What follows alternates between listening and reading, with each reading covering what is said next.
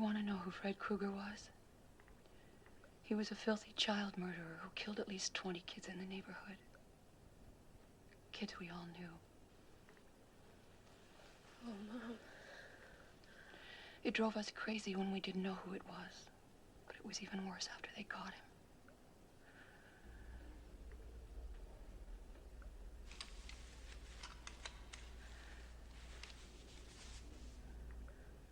Did they put him away? Oh, the lawyers got fat and the judge got famous, but somebody forgot to sign the search warrant in the right place, and Krueger was free just like that. What did you do, Mother? A bunch of us parents tracked him down after they let him out. We found him in an old abandoned boiler room where he used to take his kids. Go on. We took gasoline. We poured it all around the place and made a trail of it out the door. Then lit the whole thing up and watched it burn.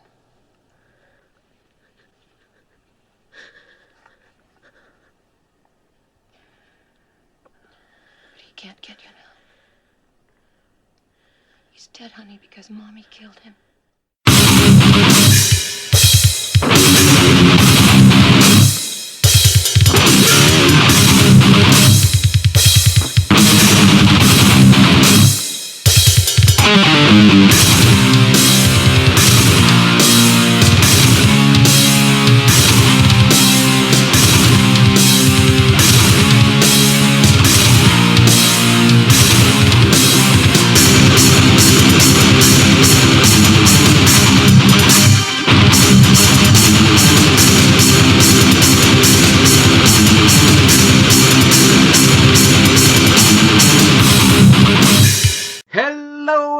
And welcome to the Ancient Slumber podcast, show number 23. Fuck me, we're racking them up. Right, my name is Chris Ward, and guess who I'm talking to? It's only bloody Myron Schmidt. How you doing, Myron? I'm doing good. How are you doing? I'm making things I'm up not as I go along. I'm not bloody, though. You could be by the end of today. I'm not bloody yet. You could be. You very well could be. I very well could be. So how's it going? Oh, it's going well. It's going well. It's going to get very heated, I reckon. Because we're going to be talking about the first 4 Nightmare on Elm Street films. Yes. And amongst those is the infamous homoerotic one.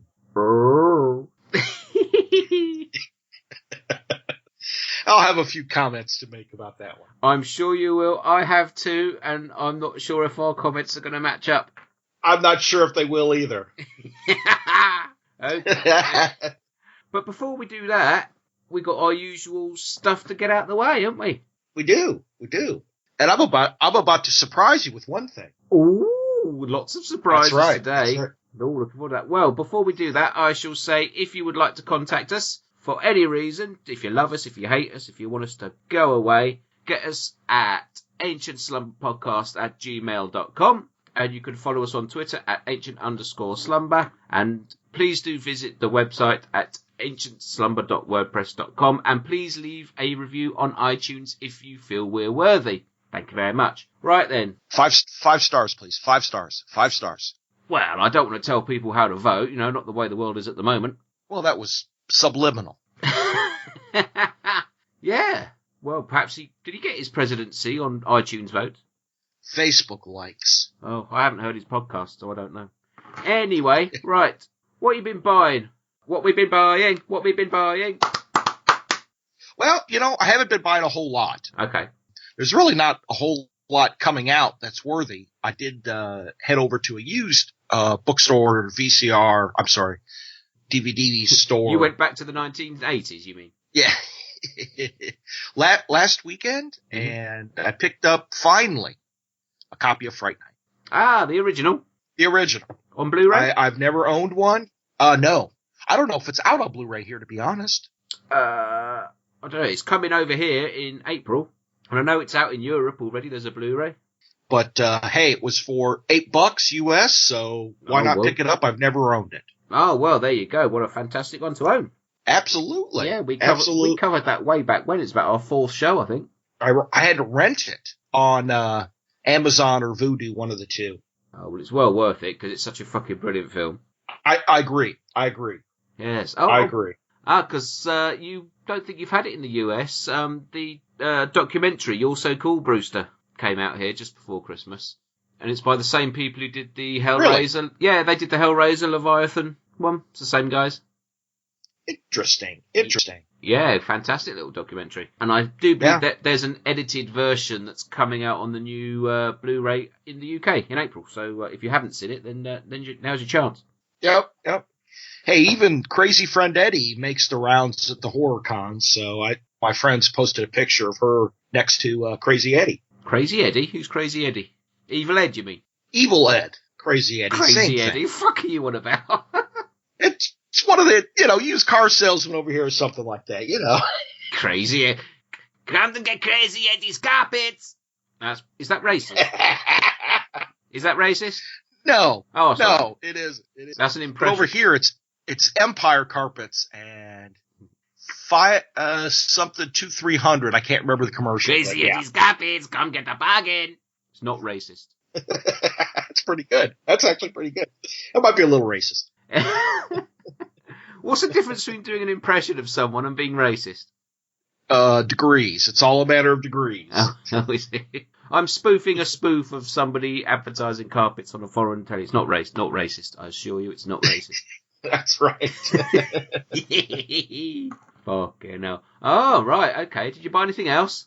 No, that was it. That was it. Right. I bought on Blu-ray, you'll like this one, John Carpenter's Vampires. Ooh, nice. Yeah, it just got released over here with Ghosts of Mars, and I bought them both. Very cool. I'm mentioning vampires now because I may mention Ghosts of Mars a little bit later. Ah, okay. Okay, but yeah, they released over here by Powerhouse Films. Released them in a dual format pack with Blu-ray and DVD, and they always put a booklet in with interviews with cast and crew and all this sort of stuff. So nice little package. Yeah, it looks great on Blu-ray. Really, really good picture. Yeah. I do like the Vampires movie, but God Almighty, in real life, James Wood is a dick. Is he? He's just an absolute dickhead. Yeah, he's one of them that I'm sure he is. I've seen him tweeting a few times about political things and whatever, and I know there's a thing about actors doing that and all stuff. I don't really give a shit. I like his films. I mean, Sylvester Stallone's come out with his support for Trump. That's fine. That's up to him, and he's still my favourite actor. I don't care who he votes for. Oh God, not Sly too. Oh, childhood ruined. Have you not Sylvester? Have you not seen Frank Stallone's Twitter account over the last few months? No. Fucking hell, you want to get on board on that, son. It's great. It's comedy gold. I love Frank Stallone as well. Don't get me wrong. I think he's great, but yeah. Oh. The Twitter feed is hilarious. My favorite tweet about James Wood comes courtesy of Brad over at Screamcast. Yeah. All he said is, I'd wished Valak had killed him. Well, that's a bit harsh. No, it's not. Well, he may be like that in life, but I like vampires. I like him in it. I like him in lots of films. But, yeah. But there you go. That's it. It's John Carpenter's Vampires. It looks good on Blu-ray. If you can pick it up, then do so. Very, very good. Speaking of vampires, I still want to read the book that movie was based on. I keep forgetting about it. Yeah, I did think about that when it flashed up on the screen, based on the novel, and that could be why. It's quite an un-Carpenter film, isn't it, in his filmography? Oh God, yes. It's a good film, but there's not many of his trademarks in there. No, there isn't. No, so, there isn't at all. Maybe reading the source material as well might improve the experience even more. So you never know. So you didn't buy anything else? I didn't. I didn't. Bloody hell. I did buy a King of New York steelbook, Arrow Video steelbook DVD. Oh, nice. It's from about 2007, I think. It's before they did the Blu-ray release, but it was like, I think I paid $3.99 for it. Oh, really? Yeah, so it's a 2-disc DVD set in a nice little steelbook. It's a great film as well, if you've ever seen it. I have noticed that Best Buy over here is starting to carry more and more steelbooks with, pop art kind of drawn on them. So it's kind of picking up over here as well, which I'm glad for. Yeah, excellent. Apart from that, I haven't really been buying much else. I'm sure there is something I'm forgetting, but no, I can't think of anything else. Yeah, it's kind of funny. I go in waves. I don't usually buy much at the beginning of the year unless there's a lot coming out. So I'm trying to save a few pennies because March and April is going to be busy with Arrow Video releases. Oh gosh, yeah, I saw that. Yeah. So never mind. Okay, well let's move on then to some good, some bad, and some ugly. Oh, let's do it. Let's do it. Go on then. Give us your good. So one of the weekly radio shows I listen to, at Midnight Horror Show. Right. And one of the things they're doing is they're bracketing and going to come up with a champion of After Dark films, the original runs. Oh yeah, I saw you tweet about that. Yeah. I have taken it upon myself as some sort of odd nicotine-induced vision quest to watch every one of these After Dark movies, just the original ones. Okay. I've got one to go. And so some of my bads and uglies and goods may or may not contain After Dark films. Mm-hmm. Because, dear Lord, most of them are shite. They're just horrid. It's what we specialize in. Exactly. My good one is an anthology in the Asian horror vein. It is called 3 Extremes. Oh, I own that, yes. Have you seen it? Yes, a while ago. I can't really remember much about it. That's got the short version of Dumplings on it, isn't it? Yes, it does. Yeah. I haven't seen the full version of Dumplings. There is a full version as well. There is. I've not seen it either. I did see the short, obviously. And yeah. That's one weird-ass movie. Yeah, it's actually sat on the shelf behind me as I speak. And it's also got the last of them is Takashi Miike, or however you say it. Miike, yeah. And he is true weird-ass form Miike. But it's very good. Anybody who has Shudder in the U.S., I know for sure, you can see 3 Extremes on there. I don't think it's in the UK Shudder yet. Do you have Shudder over there? Yes. How do you like it so far? I like it so far. I am a paid-up subscriber, but the trouble I find is that I already own most of what's on there already. Yeah. So, to me, it's handy if I really can't be asked to get up and get a DVD. Oh, I'll see if it's on Shudder. I'll just put it on there. I think it's going to get better. Shudder, when it started out in the U.S., was a lot like that, where it was a lot of old-school stuff. Yeah. There's a lot of good Hammer stuff on there. Yeah. Well, not here, but as time has progressed, they've added a good blend of old and sometimes new stuff. They are adding all the time over here. It is getting better.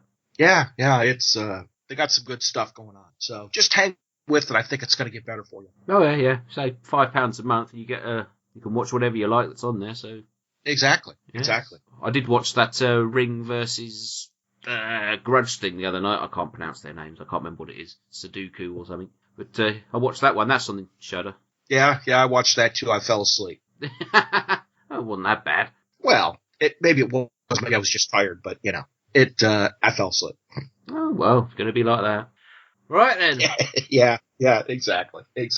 3 Extremes. Yes, I shall have to revisit that. It's been a while since I've seen it. It's very, very good. I was shocked at how good it was. I was really like, wow, okay, this is good stuff right here. I think I bought it. I've got the Tartan DVD over here. I think I heard about it on the Mondo Movie podcast years ago, and that's when I bought it. Ah, okay, I got you. A lot of UK listeners will probably know that one. So, right, my good is American Gangster. Really? Yeah. Denzel Washington, Russell Crowe. I like a good gangster film anyway. And, I got a box set a few weeks ago called Ultimate Gangster Collection or something, and it's got like 5 films on Blu-ray in it, and this was one of them. And I've seen it a couple of times before, and I liked it first time I saw it. Second time I saw it, I thought, that's alright. And then I watched it again last week, and I thought, this is actually pretty fucking brilliant. Really? Okay. I've seen it once, and, I thought it was good. Yeah, I don't usually go for Russell Crowe or Denzel Washington. They're not really sort of on my radar. I mean, Denzel's alright, a few of his films, but I don't usually stand Russell Crowe. But, I just like this film. It's, directed by Ridley Scott, and it's exactly what it is. It's about an American gangster, his rise to power and his ultimate fall. Yeah, exactly. Great soundtrack as well. The only movie I've ever walked out of is Gladiator with Russell Crowe. Really? What, you walked out of it with Russell Crowe? No, I walked out of it 3/4 of the way through. It was that bad. I'm not a fan of it. I don't really get it. I've tried to watch it again on TV. Yeah, it's not even there. Nothing can help that movie as far as I'm concerned. No, I didn't like it. I don't particularly get it. But there you go. Lots of people did. So Exactly. Right. What's your bad film? As I said, this might be an After Dark film. It is one called Perkins 14. It has nothing to do with Anthony Perkins. It has nothing to do with Psycho. This is just a horrible, horrible, horrible movie. Never heard of it. Well, don't watch it. Okay. This guy kidnaps kids, has 14 of them, and their sole mission in life is to protect this guy Perkins. And, well, he gets arrested and shot, and these kids break out of their cages, and they're these monster things, and it's just bad. It's just horrible, horrible, horrible movie. Is it a recent one? No, it's 2006, 7, 8, somewhere in there. Okay. Anyone we know in it? No. Huh. No. It's just a terrible movie, so don't watch it. Okay, I won't. My bad is the aforementioned Ghosts of Mars. What the fuck was John Carpenter on? I knew it was. I knew it was coming in at bad or ugly. Well, it could be both, actually. It's bad and it's ugly. I don't even own that money for that. I own this because, like I said, a lot of companies are putting out John Carpenter films on Blu-ray at the moment. So I thought, well, once I put them out, I may as well collect them. I've got Christine, I've got The Fog, I've got Vampires, so I'll get Ghosts of Mars as well. And these Powerhouse Films ones, they are a limited run of about 5,000, I think. So once they're gone, they're gone. So I thought, well, I may as well pick one up. And I've seen it before, and I didn't like it. How much did you pay for it? Oh, $14.99. That's not bad. That's all right. That's not bad. Like I say, with a double set with Vampires, it's one, you know. Yeah, I've got to say, the Blu-ray picture quality is fantastic, as you would expect. The audio's pretty good on it as well, if you've got a surround sound system. What a shit film. Fucking hell. It is. God. I haven't seen it in years. I don't remember most of it. I like Natasha Henstridge, as most red-blooded males do, in Species. Who the fuck told her she could lead a film? Ice Cube is just fucking terrible in it. He's not an actor, come on. He's a rapper. He's a mini Mr. T who raps. He's not an actor. Let me tell you. Let me tell you. I watched a movie, and I forgot about this. I could have put this on my list. I watched a movie with D. Randall Blythe in it. That poor boy is not an actor either. Stick to photography. Stick to Lamb of God. You'll be good. Don't act again, please. Oh, God. You say it was bad. Don't act again. I don't think he fucking started. Well, he tried. Yeah. It's just, I don't know. You know, Statham's in it. He's not very good in it. It looks like a TV set from Buck Rogers in the 25th century that's just been recycled. Are you sure it wasn't? Probably was. Just been sprayed red and recycled. The dialogue is just shite. It's just John Carpenter. I mean, all respect to John Carpenter. He's got a body of work he can look back on and be proud of, apart from this. You know, I'm not keen on In the Mouth of Madness, and I hate Ghosts of Mars. For me, Carpenter's worst films. Don't like it. Yeah, I think so too. Ghost of Mars. Yeah. Absolutely. Right then, give us your ugly.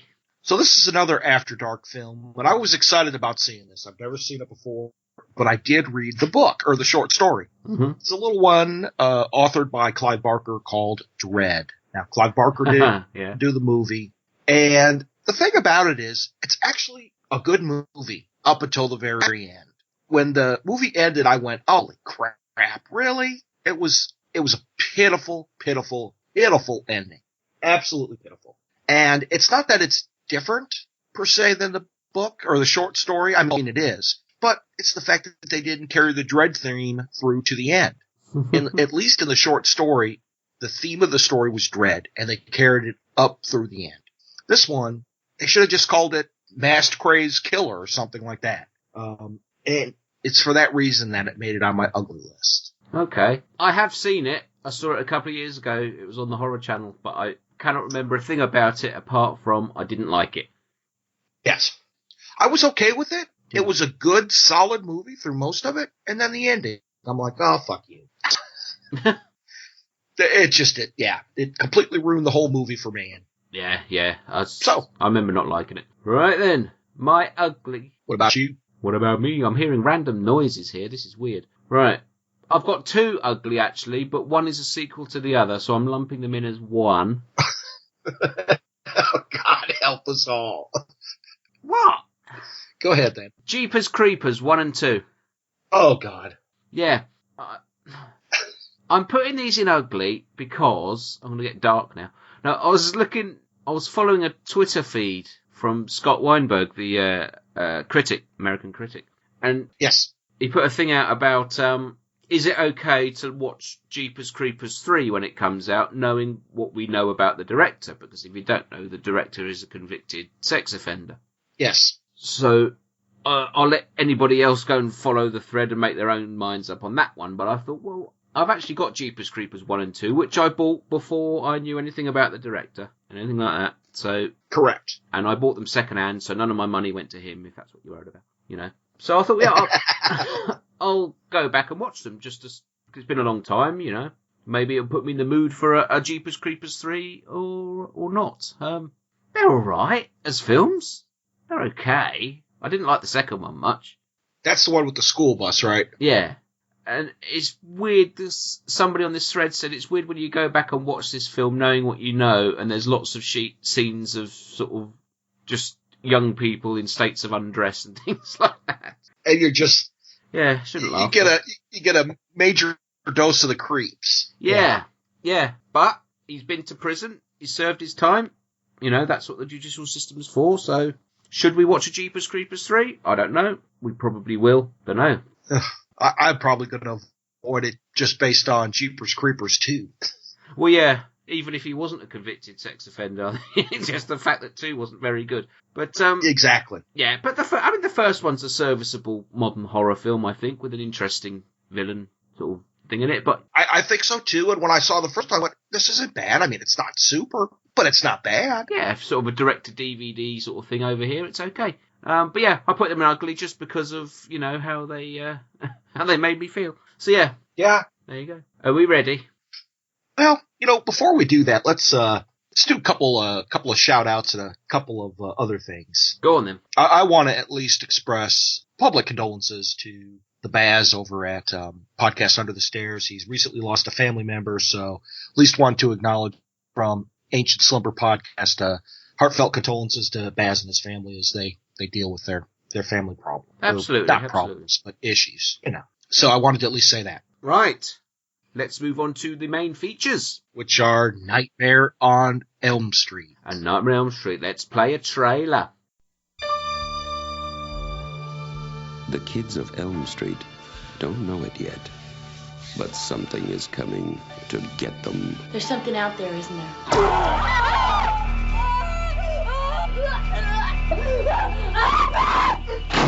You just see cuts happen. What did that, Lieutenant? I don't know. What the coroner got to say?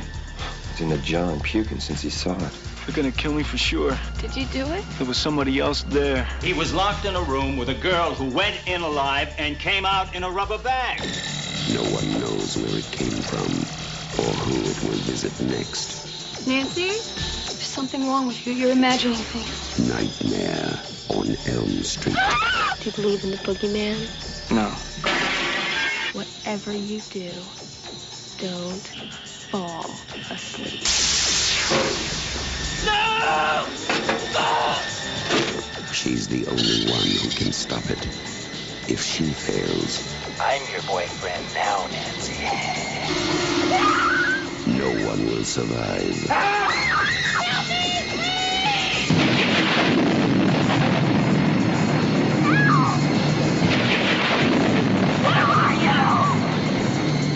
From Wes Craven, director of The Hills Have Eyes and Last House on the Left, a new masterpiece in fantasy terror, Nightmare on Elm Street. Right then, Nightmare on Elm Street, 1984, directed by Wes Craven, starring Heather Langenkamp, Ronnie Blakely, John Saxon, Amanda Wyss, Johnny Depp, Lynn Shay, and Robert Englund as Freddy Krueger. I do love a little bit of John Saxon. Oh, you can never have enough John Saxon. That's right. Does he ever play anything other than a cop? Yeah, in Enter the Dragon he wasn't a cop. Bloody hell, that was John Saxon. Yeah, the one that wasn't Bruce Lee. I didn't even put two and two together. God, I'm such an idiot. He wasn't a cop in Cannibal Apocalypse. Well, I haven't seen that one. No. That sounds like a classic. You don't say, oh, add that to your list. It's actually quite good. Is it really? Yeah. Okay. Ex-Vietnam vets come back with a taste for human flesh, yeah. It's got God save us. John Saxon and Oh, the guy from all the Italian films, Giovanni Lombardi Radici, who you'd know his face when you see it. Okay. I think we've spoken about him got before. you. Yeah. Okay. Oh, it's a classic film. Oh, God help me. Classic. Okay. This is what? We're in 84 with Nightmare on Elm Street. Like, you mentioned when we were talking before, slashers a little bit on the decline. Yeah. We've had Chainsaw in 74, Halloween in 78, followed up with Friday in 80. They're the big boys, yeah. It's kind of interesting that, here comes Wes Craven. And this will be the first of his attempted revitalization of kind of a slasher genre. Well, Wes Craven needed a hit at this point, didn't he? He did. He'd seen out the 70s with Last House on the Left and Hills Have Eyes, which both have their merits. Right. But in the early 80s, I mean, before this, he did Swamp Thing and Deadly Blessing. Right. Both of which are... Well, I mean, Swamp Thing's worth it just for the Adrian Barbeau with no top on. But it is worth just skipping the rest of the film just to get to that bit. And Deadly Blessing's okay. It's all right, but it's not great. It's no genre. Exactly. It's no genre classic. Right. So yeah, Wes Craven needed a hit by this point. So and he'd been putting the script around for Nightmare on Elm Street for a couple of years before New Line Cinema picked it up. Right. So Mr. Bob Shea from New Line Cinema, who we'll probably talk about him as we go through the series, but he saw the potential in the story and even helped finance part of it himself.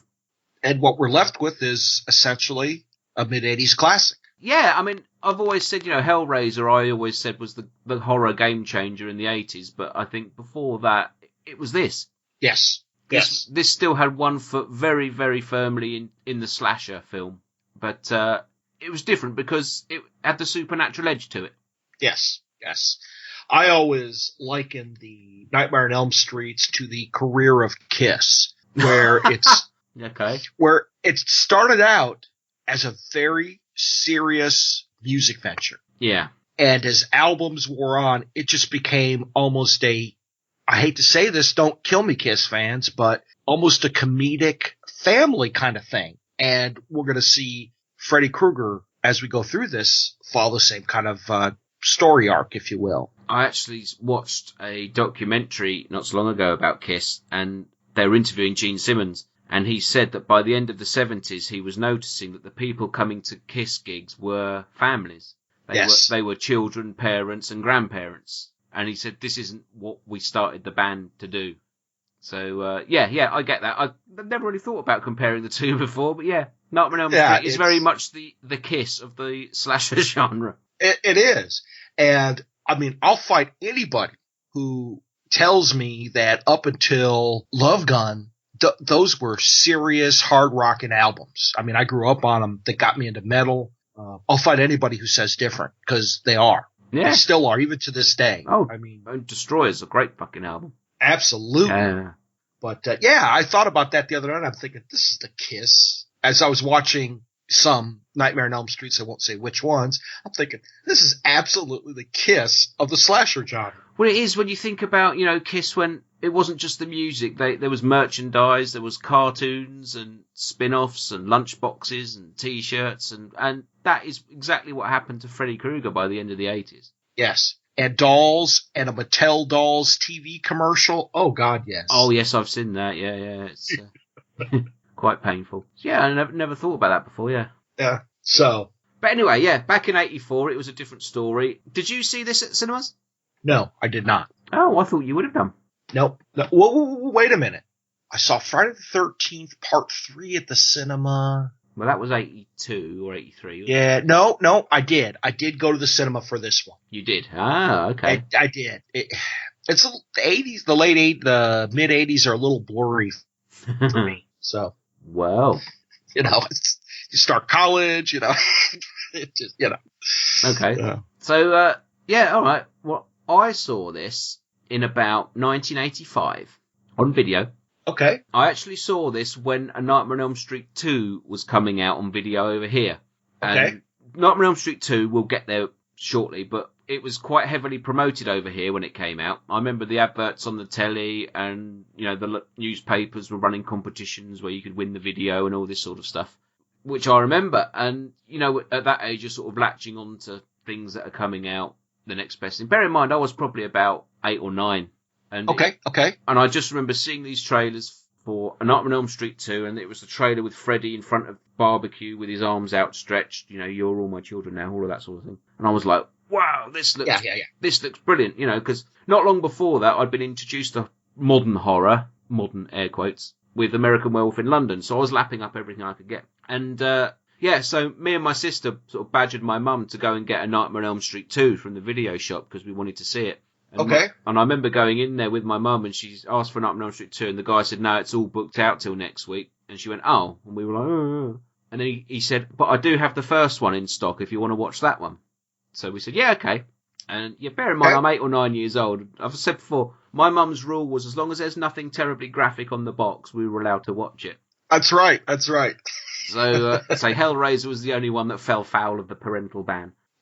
So, in 1985, in a you mean those BDSM bloody characters fell afoul of Mom? I'm shocked. Yes, I know, but like I said, my elder sister rented it not long after, so I saw it anyway. But so one summer's afternoon when it was bright sunshine outside and the birds were singing and all that malarkey going on, me and my sister were holed up in our front room, curtains drawn, lights off, watching Nightmare on Elm Street. And it fucking blew me away. Yeah. I've often said, we spoke before when we did the Texas Chainsaw shows, that I've got a big love for Texas Chainsaw as a franchise, and I'm the apologist for it. But if I was to dig deep, and watching these films again now, because I haven't watched them for a few years, sort of rekindled it, I would say, if you ask me what my horror franchise of choice is, it's probably A Nightmare on Elm Street. Really? Wow, okay. In the late 80s, I was obsessed with Freddy Krueger. I was the kid with the lunchboxes and the dolls and the gloves and the books and everything else. Up to a point, and we'll get there as we go through the films. Okay. It's amazing. I remember back at that time that there were, kid Fred Krueger Halloween costumes with the knife gloves, and you think, oh, wait a minute now, hold the phone. I've got an original Freddy Krueger plastic glove which my dad bought me in Orlando, Florida, in 1989. Nice, and I've still got it. I can't get my hand in it anymore. But well, that's good. Yeah. I bet Donald Trump could. Anyways, while he's wanking. But anyway. Carrying on. Ain't my present. I don't give a fuck. Yeah, exactly. But, it's, you think, man, this is a child murderer in a movie. And we're making goofy-ass Halloween costumes. It got really weird from that perspective. Officially, he's a child murderer, but he was originally a child molester. Yes, originally he was, but they had to take the molesting part out. There was a court case in America at the time, I think Wes Craven told the story. Yes. So he changed it to just child killer, which, Yeah, well, and at the time that he was writing his script, we were just launching into the whole satanic panic phase over here. Yeah. And so there was any number of court cases of, daycare abusing kids, in a satanic fashion, and it just got nutty. And so I've heard that story before, and I can understand why he did it, for sure. Oh, yeah. So, I was obsessed with Nightmare on Elm Street, and I think, much like our friend Tom Elliott with his love of Hellraiser, if you ask him, he only really loves the first two, but he always watches them when they comes out, because it's Hellraiser, he likes the franchise. And I'm the same with Elm Street. I only really love the first three. And I cherry pick moments after that. I think as a franchise, Friday the 13th is better because it's more consistent, and I've got a better hit rate on ones I like compared to ones I don't. Oh, okay. But Elm Street, I don't think I love any other film series as much as I love the first three Nightmare on Elm Street films. They will always take me back to the 80s, back to being a kid, and just loving it, absolutely loving it. Gotcha. Interesting. It's this one creeped me out when I saw it in theater. I imagine it would. I've never seen it on the big screen, but it's a very dark film. Yes, and it's the opening scenes. You remember when we did Texas Chainsaw? That's and I talked about the very first kill in the movie, where it was just that thud and then the door closes. Yeah. How that just creeped me out. Well, it's that the noise of the knives on the boiler room pipes just creeped the shit out of me. Well, another chainsaw reference. If you go back to the Chainsaw 3 at the beginning, you see him sort of doing maintenance and stuff to his chainsaw, which I think is very much lifted from Beginning of A Nightmare on Elm Street, where you see Freddy making the glove. Absolutely. And I love films where the opening shot is like the killer doing something to his weapon of choice. I love that because it just sets you up. Yeah, it does. You're just like, oh shit, what's gonna happen? Yeah. Oh yeah. And well, I mean, let's get into it. Let's get into the film. Yeah. So you've got four main. Do we call them heroes? Are they heroes? I don't think they are really, but four main kids. We got Nancy, played by Heather Langenkamp. What do we think about Nancy? She's a bit annoying for being a heroine. As a character, she's quite iconic as a character. She's very much, she's the Laurie Strode of the series. Yes, absolutely. Watching it this time, I always quite liked her. I've got to admit, though, watching it this time, Heather Langenkamp isn't very good acting in this. No. I understand why she got the part. She does look very, I suppose, what you'd call apple pie American.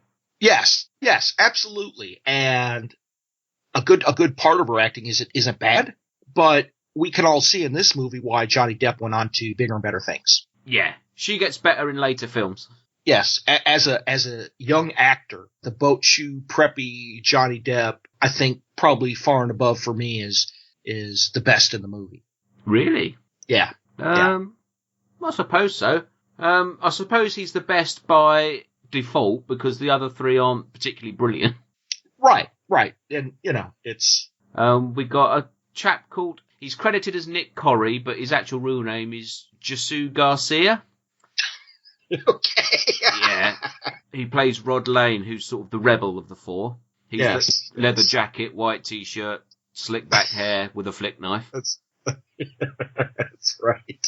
So yeah, I can see why, if between him and Johnny Depp, you can see why Johnny Depp went on to bigger and better things. Yeah. He's the Buddy Repperton. Yeah. I didn't think of that. Yeah. Although Buddy Repperton was at least in his early 40s while he was still at college.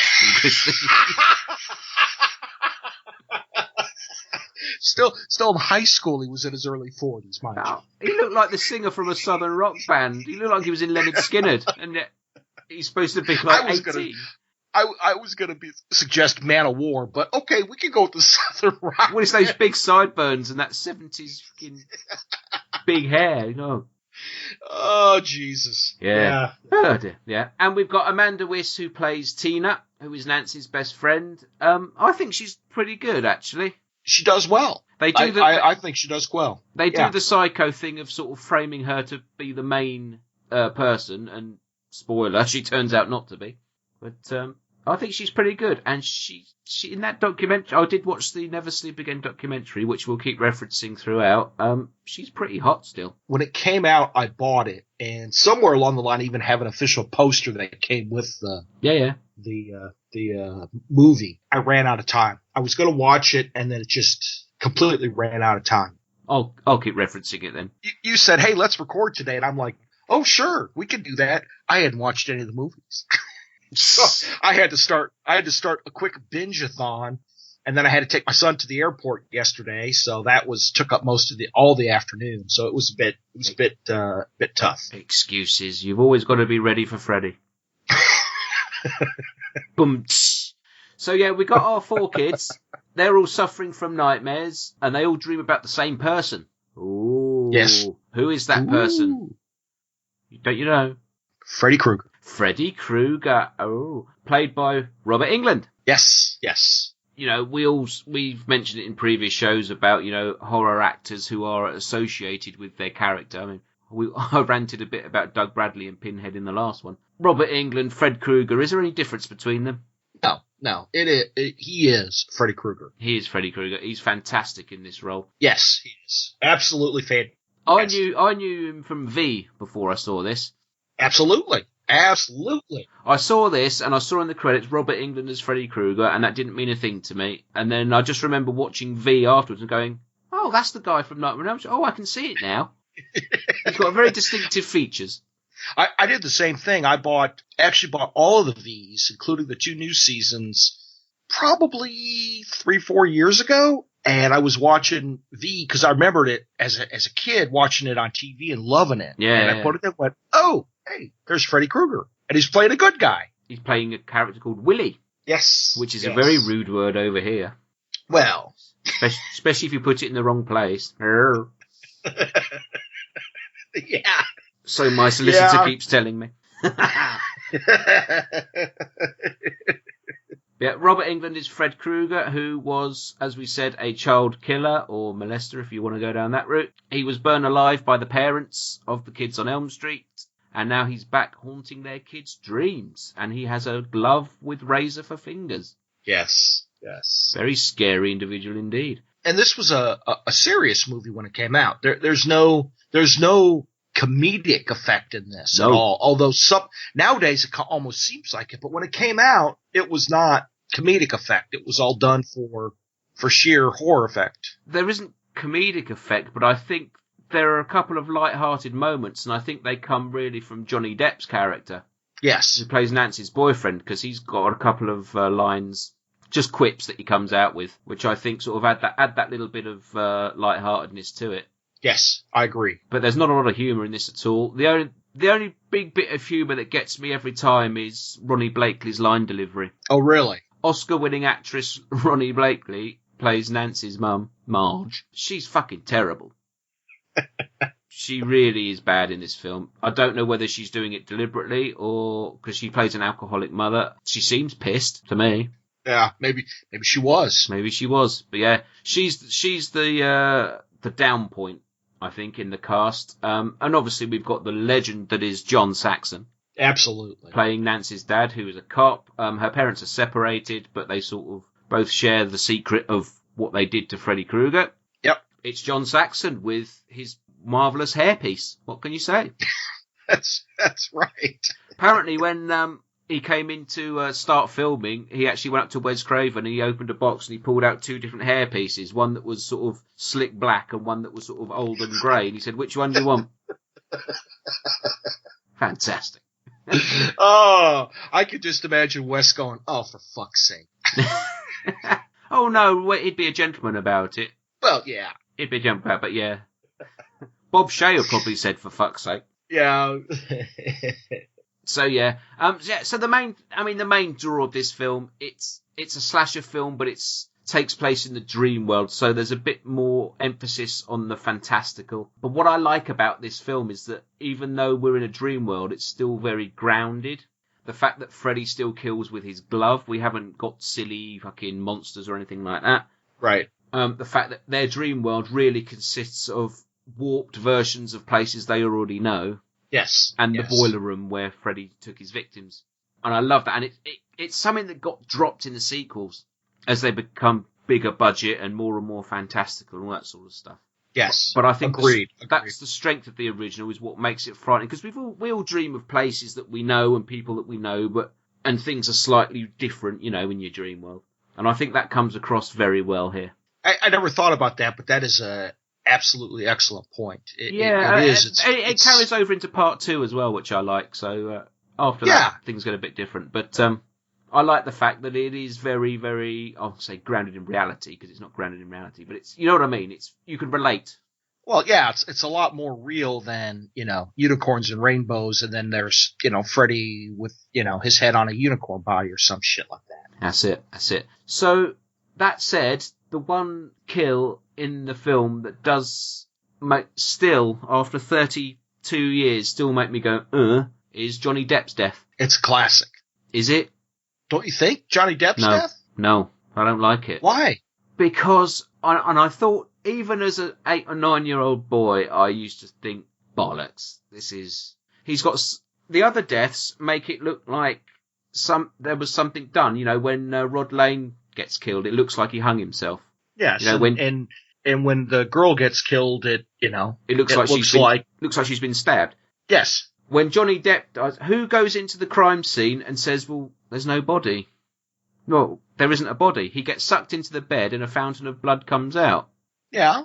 So, it always bothered, there is actually a cut scene of his body lifting back out of the bed and dropping onto it. Interesting. Which Wes Craven cut because he said he felt that once the geyser of blood had come out, he felt the scene was over. I guess I always took it as kind of a foreshadowing that there is a way that you can cross over between the two worlds in reality. You know, the other ones, the kills, I don't know. To me, the kills are set up, so it looks, yes, they're done in the dream world, but they look like when the police come and investigate in the real world, it looks like an accident sort of thing, or looks like someone else has done it. Yeah, Johnny true. Depp's death is the only one that nobody actually questions why there's blood everywhere and no body. Where's the body? Why is there a hole in the bed? Well, he's not in the bed. Where is he? Bodies don't just disappear. That's a good point. Nobody questions it, and it just always bothered me that, you know, John Saxon's character never doesn't walk in the room and go, right, show me a body. He doesn't. You're right. I don't know. It's the most iconic kill. What goes on the police report? Blood on the ceiling, I guess. Cause of death, blood on the ceiling. Yes. And technically, if there's no body, there's no murder, right?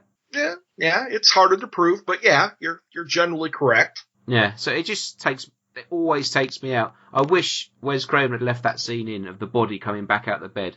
And if you watch Never Sleep Again, it is on there. They show you it. Okay. I gotta watch that again and pay a little more attention. But yeah. Interesting. Yeah. I never considered that point. After all these years, I never considered that point. There you go. Look at you getting all deep and philosophical. You can tell when it's a franchise I'm really keen on, can't you? That's right. I am the fanboy. Nightmare on Elm Street, you look at it now, I'm going to hold off my rating for the moment, but it's not a 5-star film for me. I think it's very rough around the edges. Yes. In some places plays in its favour. In some places it doesn't. Agreed. If you look at a good thing to do, if you've got the old VHS or an old DVD version, there are little things in it that aren't in the Blu-ray version. For instance, the scene when Freddy comes out the bedroom and the sledgehammer comes down and whacks him in the stomach. And he falls over the banisters. Yes. Yeah. If you've got an older version of that, you see him land on a mattress. If you've got the Blu-ray version, it's been handily snipped away, so you can't see it. And I think Nightmare on Elm Street is full of those little things. There's just little, I'm not calling them niggles, I quite like it. I think it's part of the charm of the film. But I think it's not quite video nasty level, but it's sort of as close as a mainstream film could get to that video nasty feel. Gotcha. Yeah. That makes a lot of sense. And as far as I know, in the UK, it wasn't cut. I know he had trouble with the MPAA in America, Wes Craven did at the time, but as far as I know, in the UK, it's not cut. It's a great horror film. I think it still stands up, and I'll always love it. But on that basis, it's a 4-star film for me. Yeah, me too. And It's 4 sledgehammer to the rib cages whilst falling on a mattress for me. It is absolutely the same for me. It is when you look at it, it is a lot, very rough around the edges compared to, dare I say it, the slicker production of Halloween a few years earlier. Yeah, I think, I mean, that's the difference. I mean, Carpenter and Craven are 2 filmmakers that are often compared, but I think that is the difference. So I think John Carpenter's much more polished than Wes Craven. Yes. And I'm a fan of both, but I've got to say, I'm actually probably more of a fan of Wes Craven than I am of John Carpenter. Ghost of Mars hit you pretty hard, didn't it? No, I always have been, actually. As much as I love John Carpenter's main body of work, up until They Live, anyway. For me, in the 80s, it was always Wes Craven. Say, I got into Nightmare on Elm Street heavily, so anything after that had Wes Craven's name on it, I sort of seeked it out. Ah, gotcha. And I know that Wes Craven is not as consistently good as John Carpenter was at that time. For every Nightmare on Elm Street. Definitely agree there. Yeah, I mean, for every Nightmare on Elm Street or Hills Have Eyes, you get, Hills Have Eyes 2 or Deadly Friend or something like that, which used to just, nah. But Wes Craven is one of them that, exactly, when he hits the mark, I think he hits it very, very well. And like you say, I mean, Nightmare on Elm Street, Scream, Last House on the Left, they may not be brilliant films, but they are game-changing films, all of them. Yes. And I would argue that, even though the topic of Last House on the Left is disgusting and vile, I think the movie, except for the bumbling police music, is actually a pretty good movie. Yeah, and I think, up until very polished very well done kind of thing. You know, I think up until his death, Wes Craven used to say about Last House on the Left that, you know, it's not how we'd make a film now, or then, Right. you know what I mean? But, you know, he was a young filmmaker who was just sort of throwing in everything into the mix and seeing what worked. Yeah, And I think yeah. by the time you get to A Nightmare on Elm Street, I think he's pretty much got it down what he wants to do. He's got down his style. And, yeah, it's just unfortunate that after this, his next film was Hills Have Eyes Part 2. But he did.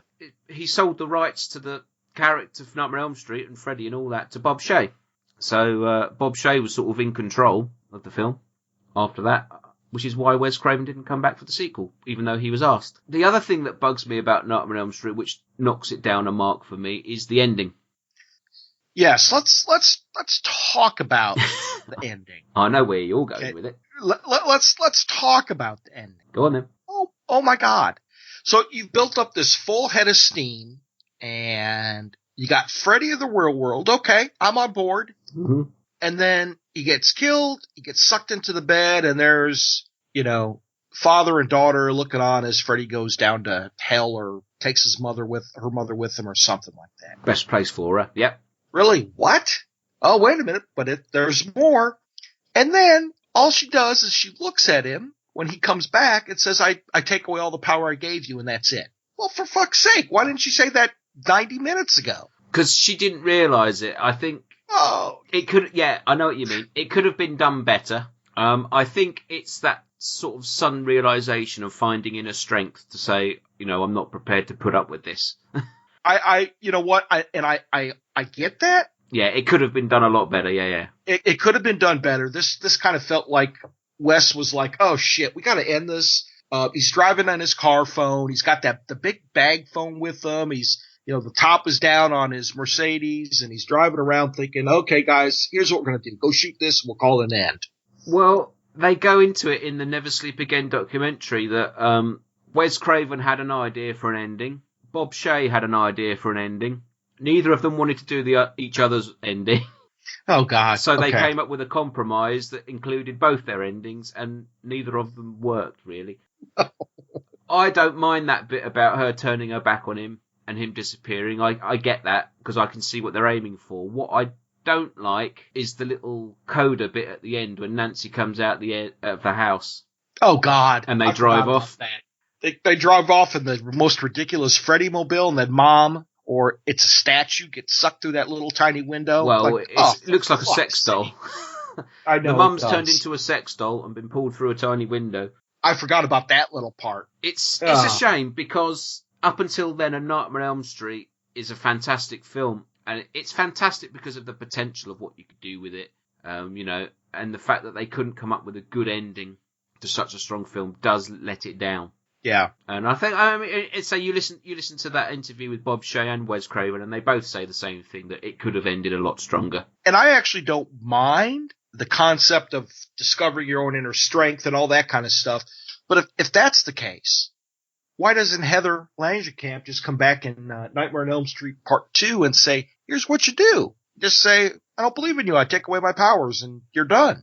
They're almost building a franchise off the back of an ending that tried to accomplish something not bad. Yeah. Okay. Yeah. I think the idea is there. I just don't think that at that time they managed to bring the idea out well enough. And I think maybe if you'd handed it to another writer to say, come on, fill in an ending for us, something could have been done. But, you know, it was a low budget film. They had to get it out quickly. And I think it was just a case of, you know, say Bob Shaye, Wes Craven put their ideas together and say, right, here's what we're going to do. Let's just knock this out the park now. Yeah. Agreed. It having not refreshed my memory on the documentary, you certainly can see that as the end. You're like, oh yeah, okay, that makes sense. Here we go. Yeah, got it. And I mean, even we'll get there in the next show, but they don't really rectify it that well in the remake either, which was the opportunity to do that. No, they did not. No, so but we'll get there. But yeah, so what are we both on 4 stars for this band? Both on 4 for that one. Bloody hell, we agree. Wow. But I think things might change now. Oh my God. Shall we do it? Let's do it. Let's play a trailer. Someone is coming back to Elm Street. He is not friendly. He is not patient. Kill for me. And he is not a welcome visitor. But he has something terribly special for the new kid on the block. It started to happen again. Dad! I'm in trouble. You've had some scary dreams, okay? Help! Daddy can't help you now. There's something inside him. Fight him! You are not afraid of him. He doesn't even exist. Freddy Krueger is back on Elm Street. Get out of here, Lisa! Jesse, fight him! Watch out for him. He'll be in your neighborhood soon. A Nightmare on Elm Street, Part 2. You are all my children now. Freddy's Revenge.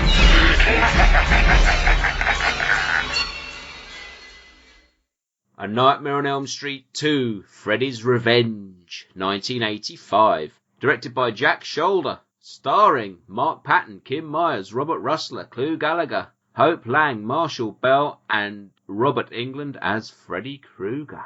Ooh. Oh, right. As I said before, we went to the video shop to get Nightmare on Elm Street 2 and they didn't have it. So we got the first one, which me and my sister watched and we loved. And I think it was probably about a week later, we went back to the video shop and we got Nightmare on Elm Street 2. Yes. And I watched the shit out of it. This is a fun movie to watch. Mm-hmm. Plain and simple, this is a fun movie to watch. What, you want to give a little synopsis, a little backstory of how it's completely different than the first movie? A teenage boy is haunted in his dreams by Freddy Krueger, who is out to possess him in order to continue his murder spree in the real world. Yes. So we're dealing with possession now. So Freddy wants to get into the real world to carry on killing people. And he does this by possessing Jesse Walsh, played by Mark Patton, who lives now in the house that Nancy lived in the first film. Yes. Unbeknownst to anybody except the weird dad, who knew there was some weird stuff that happened in the house, but nobody else in the family knows. Well, it's the Amityville story, isn't it, of why is this house so cheap? Yes. Or it's the, which one of the Halloweens had the same thing where? Number 6. Yes, that's it, number 6. Yeah, they got the house cheap. Fucking Cult of Thorn. That still bothers you, doesn't it? Yes! Fucking Cult of Thorn. Yeah, fucking hell. So what the makers did with this one, before we get into the real meat of the issue, so to speak, what they did with this one is they didn't really realise that Freddy was the franchise. Because there wasn't a franchise. This was only the second film. Right. So instead of making it about the Elm Street children, they made it about the house.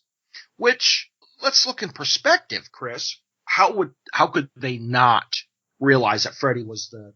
Well, have you ever read the novelizations? No. No, I have. And in the 80s, I read there's a book. It's got the first 3 Nightmare on Elm Street novels in it. Damn, son, you are ate up with this. I am the fanboy. Yes.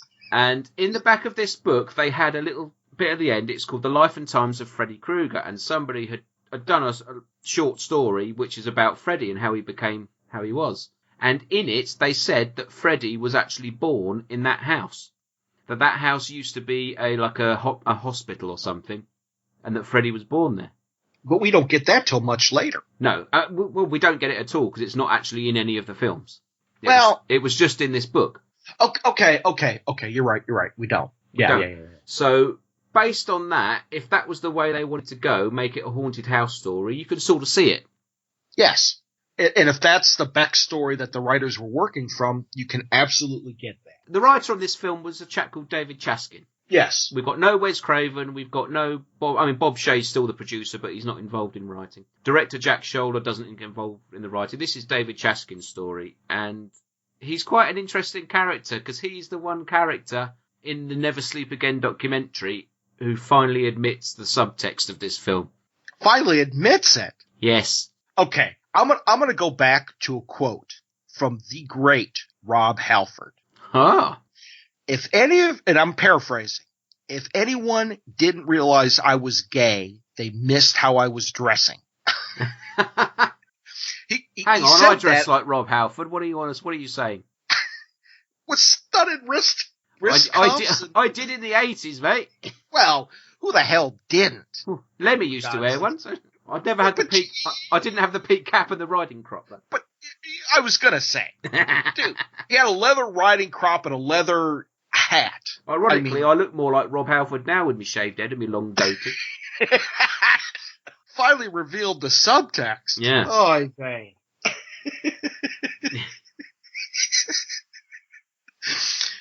I would think that, but anyways, let's say it. This film is about latent homosexuality.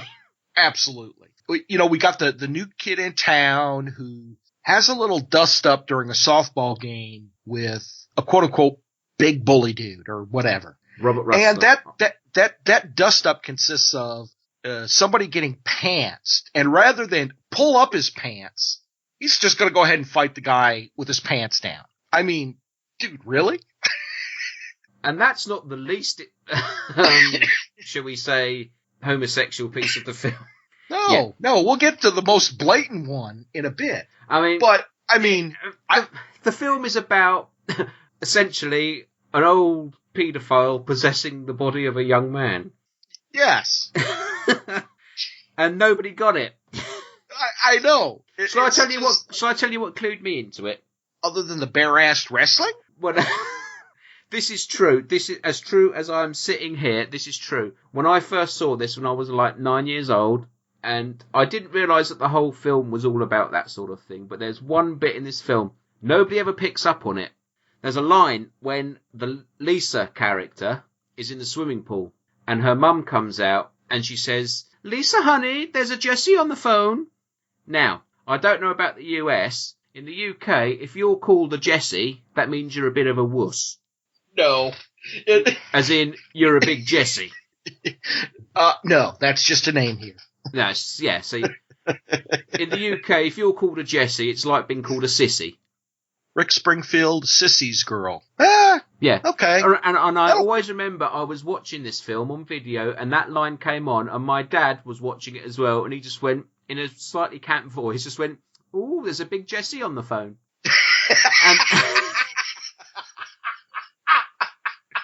And that sort of clued me in as to what was going on, even at the tender age of 9. Yes. So it was, and you know what clued me in? It was not the bare-assed wrestling. Okay, I kind of went, okay, Was it the dance?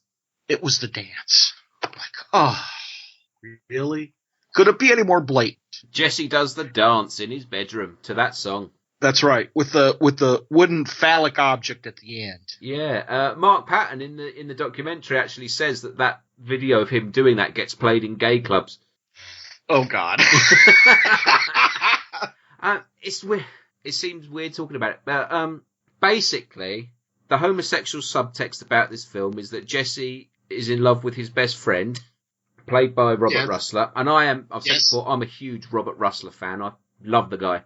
Not in that way, but anything that he's in, especially from the 80s and early 90s, I'll watch it. And, he plays the best friend, Grady. Jesse is apparently in love with Grady because at one point he runs over to Grady's house to get in his bed. Yes, he does. And Grady even makes the line up. He says, "There's a girl waiting for you in the cabana and you want to sleep with me." Yeah, he does. Absolutely. Absolutely. And at the time, and Mark Patton was an openly gay actor. And he still is. And so he sort of got wind of what was going on.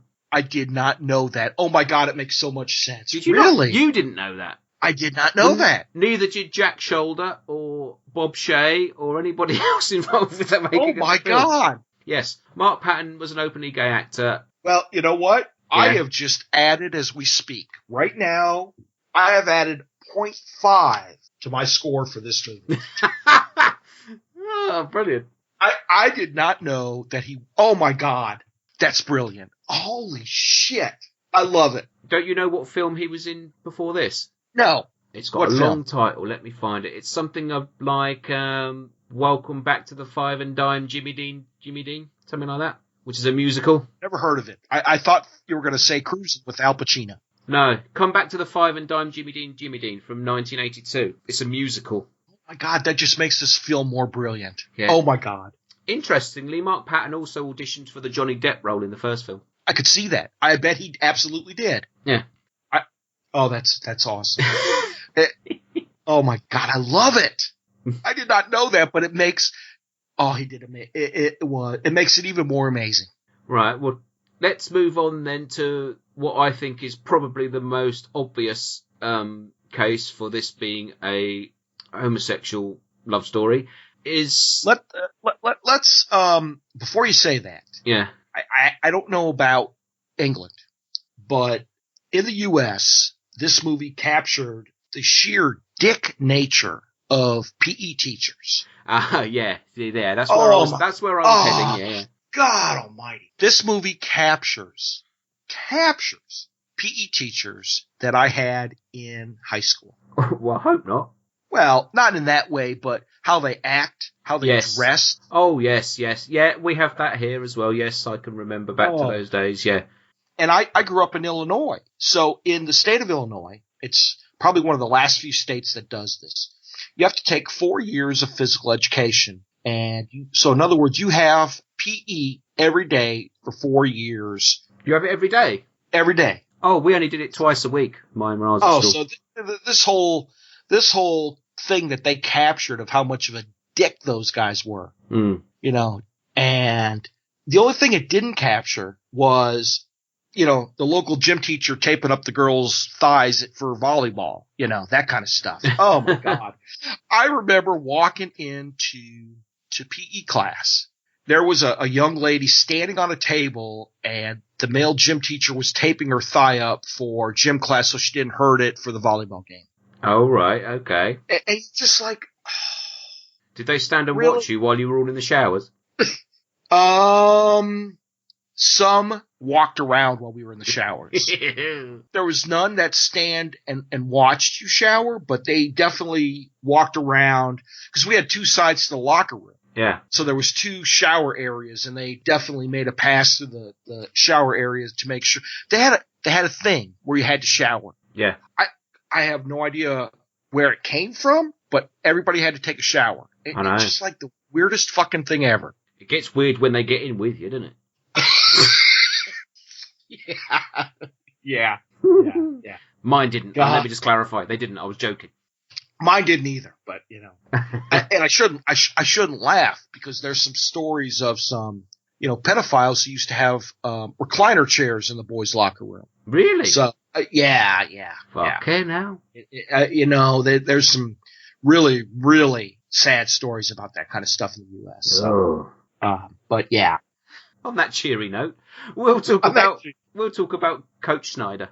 Let's talk about Coach Snyder. Coach Snyder, played by Marshall Bell. I like Marshall Bell. He's always a good character actor. If you don't know who he is, he's in Total Recall. He's the one who's got the mutant growing out of his stomach. My God, yes, he does. Otto, yes. Yes, that's exactly who he is. Son of a bitch. Yep, you're right. And he makes a few good comments on that Never Sleep Again documentary as well. And but he played the creepy gym teacher perfect. Oh yeah, he got the look down and everything. And Jesse goes to an S&M bar. Is served a drink by Bob Shea, dressed up as Rob Halford, circa Defenders of the Faith. With those leather arm guards with full studs on them. Actually, on that documentary, Bob Shea tells the story of going to buy an outfit, and he went to an S&M shop and he took his two daughters with him, and he was told they had to wait outside. And it was them that picked out the outfit for him. So yeah, and Coach Snyder is in this bar, and he takes Jesse back to the school and proceeds to make him run round the basketball court there. It's not fine, but it's nothing. It's not fine. It's not fine, but there's no sinister wrestling going on. And well, what gym teacher catches you in a bar and takes you back to the school to run laps? I mean, come on, that's the setup. But it's while Jesse's running those laps, what's Coach Snyder doing? He's getting the skipping rope out the cupboard. The filthy swine. Out of everything. The guy takes out a jump rope. You call it a skipping rope. Yeah. Sets it on his desk and smirks. He does. As he puts it on the desk, he just sort of gives a little. Smirks. Oh. And then he gets hit in the face by balls. But not those balls. We know that Freddy's somewhere. He essentially gets teabagged. I mean, let's be honest. Teabagged by Freddy Krueger. Let's be honest. No, he doesn't. All the balls, the tennis balls and baseballs start flying at him. Yes, but here's where it starts to go off the rails even more than that smirk with the skip rope. So imagine you're a young man in high school who's been caught in an S&M club getting served a beer. Hang on, let me just remember that. Yeah, go on. Yep, your gym teacher catches you and makes you run laps and then says, hit the showers. Now, had that been me, I would have been in and out of the shower in under a microsecond. So There's no way. So hang on, Myra, you would have actually got in the shower. No, my hair would have got in the shower, okay? Let's be honest. I might have just left at that point. But, so he goes in to have a luxurious shower. A bit of a scrub down. Well, with a loofah. S&M gym teacher is getting out the jump rope thinking to himself, well, maybe go for a little skip. Oh, God. And then hilarity sets in. Hilarity sets in as the steam in the shower fills the room. And Coach Snyder gets dragged into the shower by 2 skipping ropes, which we can't see who's pulling them. We don't know. We don't know. It could be Al Pacino in his cruising gear. We just don't know. And he gets tied up into the showers, his clothes ripped off, and out appears Freddy, from where Jesse was just stood. Jesse by name, Jesse by... Yeah. And, yeah, Coach Snyder gets a bit of a whipping on his bare buttocks. Quite why Freddy wants to whip him on the arse, I do not know. Because he's never done that in any of the other films. No, he hasn't. He was always such a quiet man. He's never done this before. And, yeah, then Coach Snyder gets razored across the back. But when the smoke clears, it's not Freddy wearing the glove. No. It's Jesse. Who then proceeds to, back on our theme of Rob Halford, then proceeds to scream the place down. That's right. Oh, my God. In a scream that would probably make Jamie Lee Curtis a bit envious. Oh. Yeah, it's a weird scene. And like I say, if you watch the documentary, everyone on it says, I had no idea this was I couldn't see any homosexuality in this film whatsoever. They must have been the last 20 or so people in the world to pick up on that. Yeah. Oh, God. It's a weird scene. But what it's doing, it's setting up the notion that Freddy is using Jesse to kill in the real world. Yes. So yeah, much hilarity ensues after that, really, as, like I said, there's a big pool party. Now, Nightmare on Elm Street 2, for all the flack that it gets from people, does contain 2 of my favourite scenes in the whole series. Okay. Do tell. And the pool party is one of them. Now, I'm probably going to get pulled apart for this one, because most hardcore fans hate the pool party scene. Why? Because it doesn't fit with the rest of the series. It doesn't fit with the mythology. Why is Freddy in the real world? Well, yeah, I guess so. Why is he in the... He's supposed to be in the dream. Why is he there? Yeah, I don't know. And it makes no sense in the actual story, because Jesse's getting it on with somebody in the cabana, but Freddy can't get into the real world unless it's through Jesse. So why is he there? Well, let's go back to the whipping of the coach's ass. Well, if you must. When we see the jump ropes, we don't see Jesse. The assumption is Freddy is doing it, right? Yeah. It seems like they're starting to extend that Freddy can manifest in the real world if Jesse's there. But in the pool scene, Freddy's not invisible. He's there. He's physically there. And in the scene after the pool scene, which is my other favourite scene, we see how Freddy gets into the real world. Fair play. So it's misplaced in the chronology of the film. Yeah. Had the pool scene come after the Grady scene, the Grady's bedroom scene, then it would make a bit more sense within the film. Okay, because fair play because there. Freddy's Fair in play. the real world then, but we see him in the real world, but we don't see how he gets there. Then we go to another scene and see him come into the real world. It doesn't make sense. I love the pool party scene because... But I love it. Yeah. You know, the mom and dad go up to have a little shag, and the minute, the microsecond, the light goes out, the music comes on. and they pull out a little red wagon full of, you know, Coors and some other kind of beer. Yeah. It's just like, oh, God. Because parents fall asleep the very second the light goes out, don't they? And they won't hear it. Yeah, exactly. But I like this scene because I think in the whole series, this gives me the Freddy Krueger I want to see. Because Robert Englund, I'll say it now, Nightmare on Elm Street 2 is my favourite Robert Englund performance. It's my favourite Freddy. It's my favourite Freddy makeup. I think he looks the best in this film. And Okay. like I said, watching, you know, in X-Men, the latest X-Men film, where I said the best scene was when Wolverine woke up and went apeshit. Yes. Yeah, yes. That's what this to me. This is Freddy unchained at a pool party full of teenage kids, and he runs fucking riot. That's true. And I think it's absolutely brilliant. I think it's brilliantly choreographed. The makeup's brilliant, you know, and at the end, it's quite chilling when I know people might laugh at it now, but he stands there and raises his arms at the end and says, "You're all my children now." It's just like, yeah, that's Freddy. That's the character.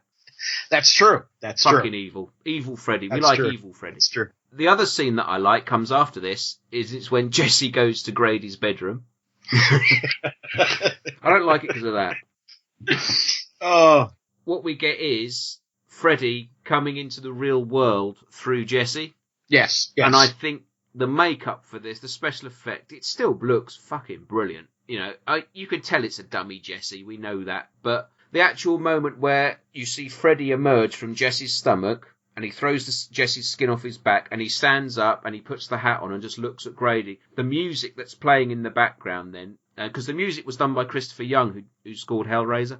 Okay. So if you listen to the music and that shot of Freddy just standing there looking at him, fucking brilliant. I absolutely love it. Yeah.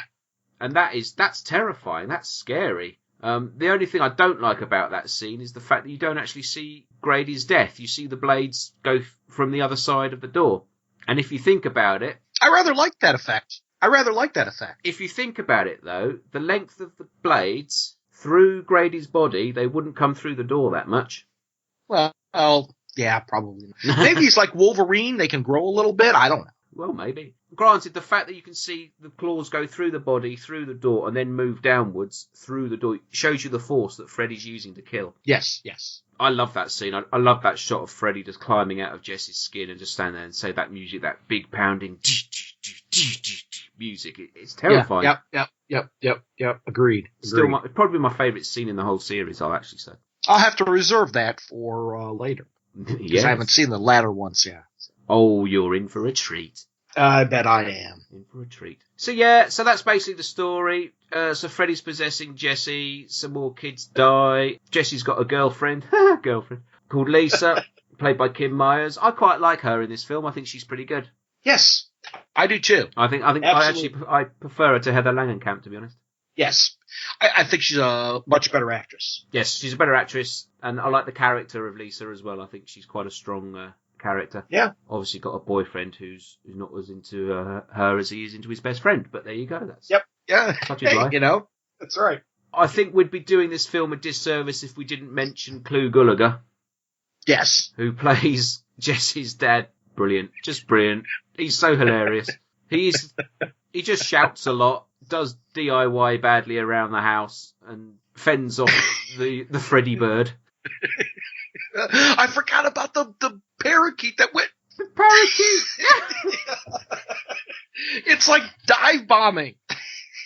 Parakeets don't just explode in midair. You know what he used? He used the goddamn cherry bomb. Oh, yeah, Clu Gulager is fantastic in this. And if you do get to see the Never Sleep Again documentary, he's in absolute fits over the gay subtext thing when they talk about this film. You know, he says he's just upset he didn't get a blowjob on the set. So are you telling me that the only two people that were in on the gay subtext was Mark Patton and the director? The director wasn't in on it. It was the writer.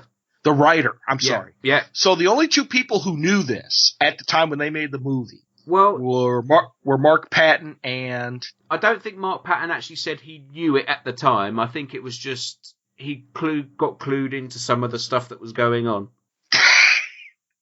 But David Chaskin says, yes, the gay subtext was always there, and all the other people that they interviewed, like Jack Shoulder and Robert Russell and all that, were just like, no, I'm not getting this at all. I just think that is absolutely awesome. Yeah. Oh, yeah. Freddy goes out in this film. He gets burnt in the boiler room, which sounds painful. Yep. Quite a fitting death, I think. Yeah. You know, he died by fire in real life, so he died by fire again. And it's the love of Lisa. This ending was certainly better than the first one. More coherent than the first one. Oh, yeah. I also wanted to mention the opening scene of this film with the school bus. Okay. Yeah, I love the opening scene. If you notice very carefully, more obvious on the Blu-ray, it's Robert Englund driving the school bus without makeup on. Yes. I never knew that until I saw it on Blu-ray. And, I love that scene when the bus goes in the desert and Freddy appears. It's, again, you can't see his face, you just see his shadow. It's just brilliantly framed, brilliantly lit. Fantastic. Absolutely. So we ready for a score? Ready for a score. You go first. Well, I raised it a half because Mark Patton is an openly gay actor that I didn't know about and makes this movie more awesome. Okay. 4.5. Wow. Okay. I'm going to say my rating for this has always been and still is 4. I don't know why, but that thought of him being an openly gay actor doing this just absolutely made my day. Okay. I just think for whatever reason, I think it's just brilliant. I think I love this film, and I'm going to say this now. This is my favourite of the series. I haven't seen the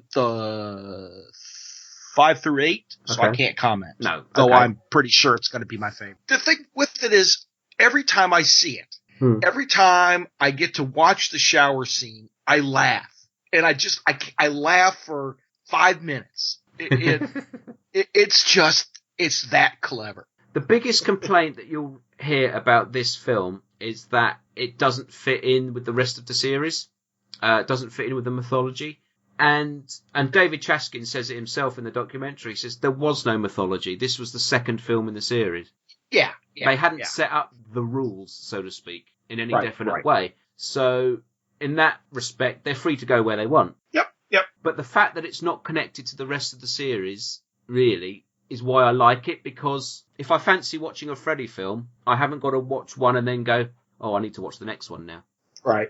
I can just put this on, and it's like a standalone film, standalone Freddy film. You know, every series has their sort of standalone film. You know, Halloween 3 you can watch, and you haven't got to watch 1 or 2 or 3 or 4, you know. Yeah. Friday the 13th Part 5 is another one. You can just watch that one and not bother with the rest. And, Elm Street 2 is that for me. I think, like I said, Robert Englund's my favourite Freddy performance here. Favourite makeup. Freddy's still evil here. He's not cracking jokes. He's not cracking one-liners. Yes. Yep. He's still quite scary. That opening scene where he's just a shadow and he's walking up the bus slowly is just brilliant. And when he's at the pool party, the Robert Englund's just the facial expressions he's pulling while he's hissing at people as he's gutting them is fantastic. And that scene where he steps out of Jesse's body is just the highlight of the series for me. Yeah, I know why people hate on this film, and I'm not going to disagree with anybody who says they don't like it because of, you know, the gay subtext and because it doesn't fit the rest of the series and this, that, and the other, blah, blah, blah, blah. That's fine. I still like it. I still have fond memories of watching this back in 1985 on video. And it is my regular go-to Nightmare on Elm Street film if I just fancy watching one, you know? Yeah. It doesn't get the full 5 from me. I don't think it's that good a film, but it's more nostalgia than anything. But it's my go-to Elm Street film, and I'll always love it. It's certainly got a 5 in the entertainment value of the movie. Oh yeah, as again, like the first, it's a little rough around the edges. There are certain bits that, you know, nowadays would be tidied up or maybe cut, or, you know, there are certain bits that I think, no. But on the whole, it's like you said, it's damn entertaining. Acting's good. Yeah. Acting's good. Mark Patton's a bit patchy in places with his line delivery. I don't think he's particularly strong lead. I think that's probably what weighs the film down a bit for me. You know, I know they wanted to go with a male lead because they did a female lead the first time. That's fine. I'd rather have had Robert Russell in the lead role, to be honest, because I think he's a much better actor. But then they wouldn't have got away with the gay thing, I think. Yeah, it's just for me, they captured the gym teacher, and it's although hilarious, it's also very satisfying to see the sadistic prick get killed. Oh, if you ever got bullied in PE at school, then yeah. Yeah. Right then, so we've put Nightmare on Elm Street 2, Freddy's Revenge to bed then, so to speak. So let's move on to A Nightmare on Elm Street 3. Let's play a trailer.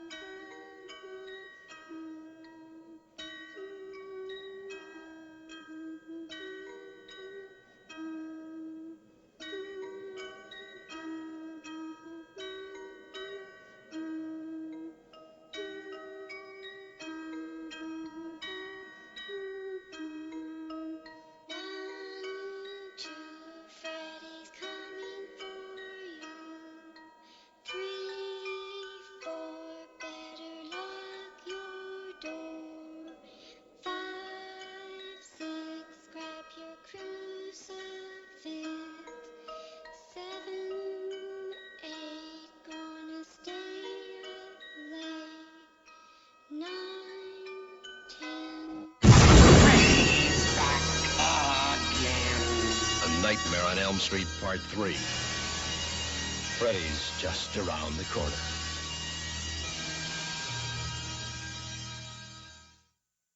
Right then, Nightmare on Elm Street 3, Dream Warriors from 1987, directed by Chuck Russell, starring Heather Langenkamp, Craig Wasson. Brought to you by Don Dokken. Yeah, we'll get there. Yeah, starring Heather Langenkamp, Craig Wasson, Patricia Arquette, Ken Sagos, Rodney Eastman, Bradley Gregg, Lawrence Fishburne, John Saxon, and Robert Yes. All right, then. Love a bit of Lawrence Fishburne. Or Larry Fishburne, as he was here. Yes. But So, survivors of undead serial killer Freddy Krueger, who stalks his victim in their dreams, learn to take control of their own dreams in order to fight back. Okay, now. That's right. So here we get the idea that, hey, Heather, why don't you just come back and tell them they have powers in their dreams? Oh, that sounds like a good idea. Oh, I'm detecting from your tone that you don't like this film very much. Actually I do. I do like it. It's, I think it's a very well done film. This film sets the template for the rest of the series. Yes. Whereas before, yes, it does. I mean, like I said, part 2 doesn't connect to any of the other films in any way, apart from the house. That's the only connection. Right. So this is probably more of a sequel to the first film.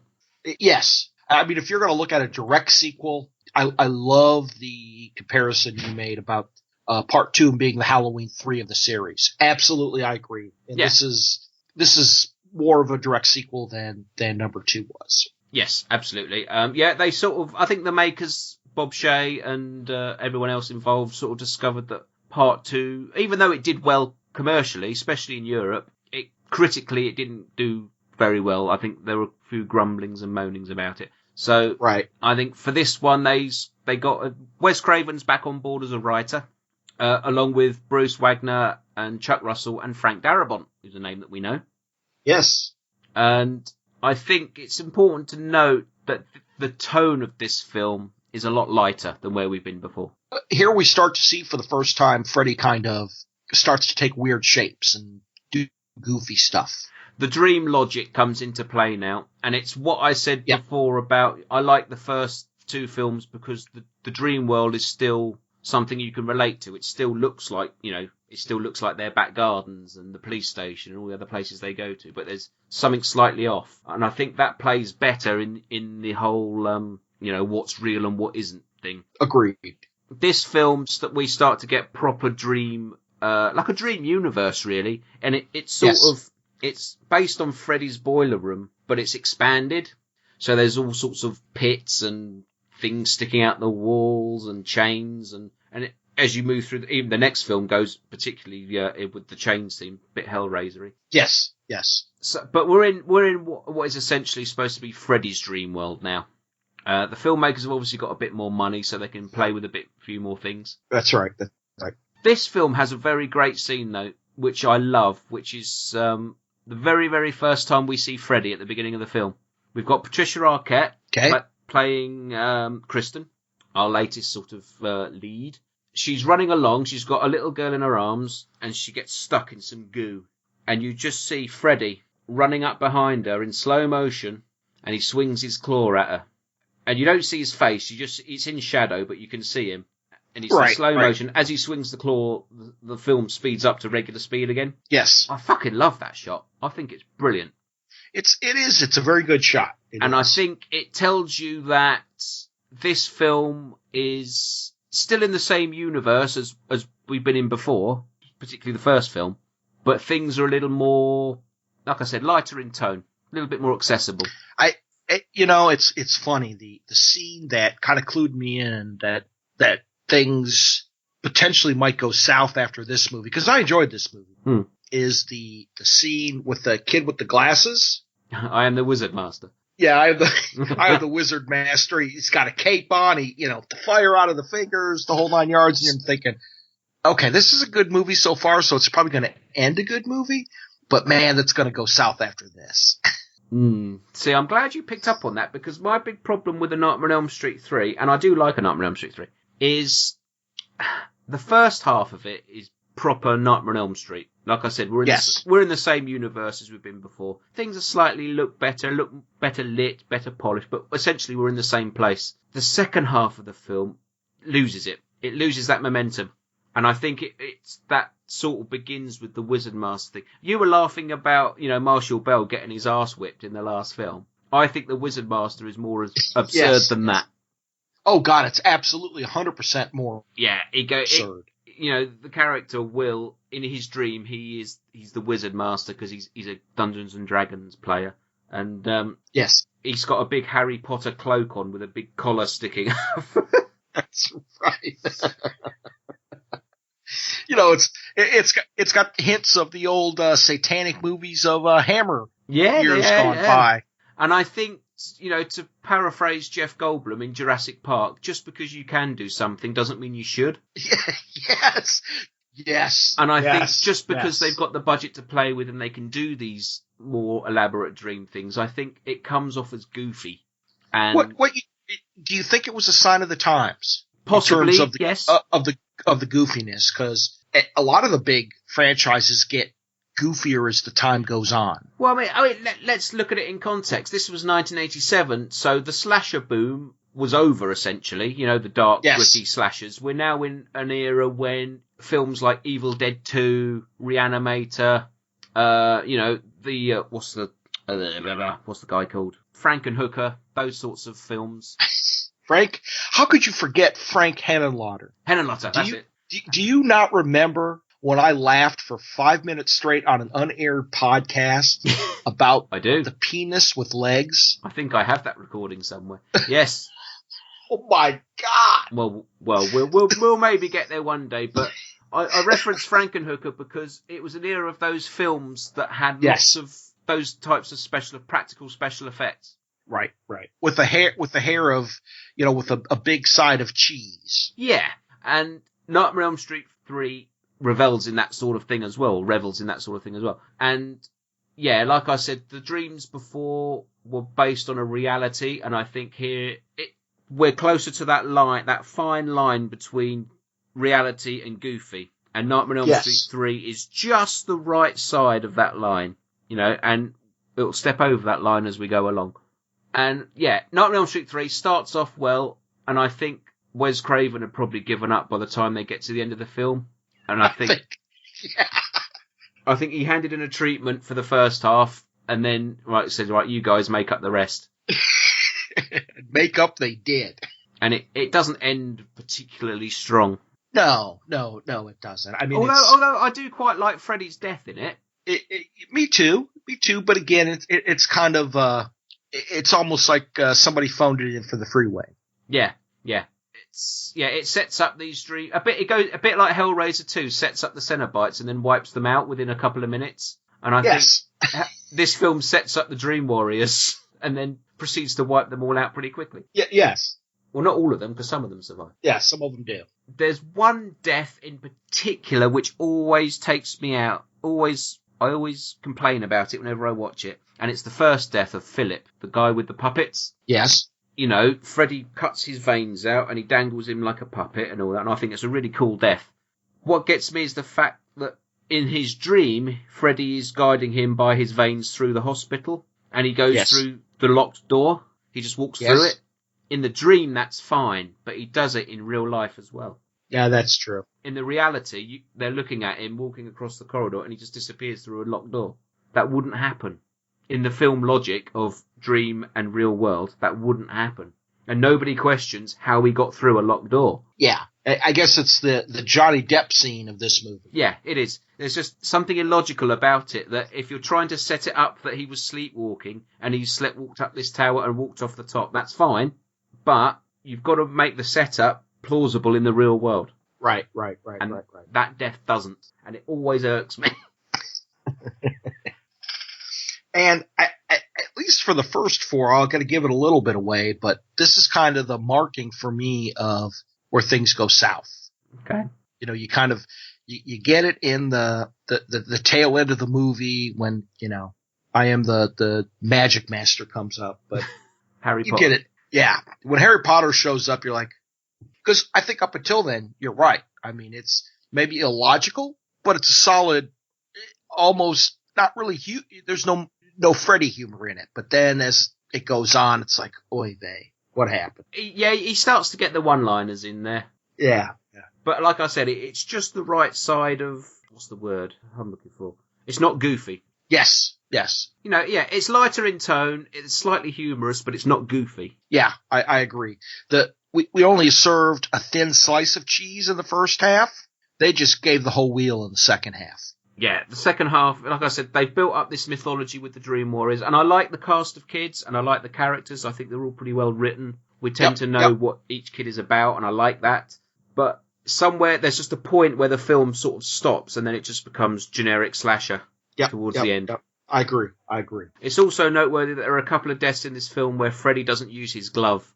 And I think that's, again, it's a telltale of where the series is going to go. Yeah. Freddy should use his glove. That's his weapon. That's his deal. Yeah.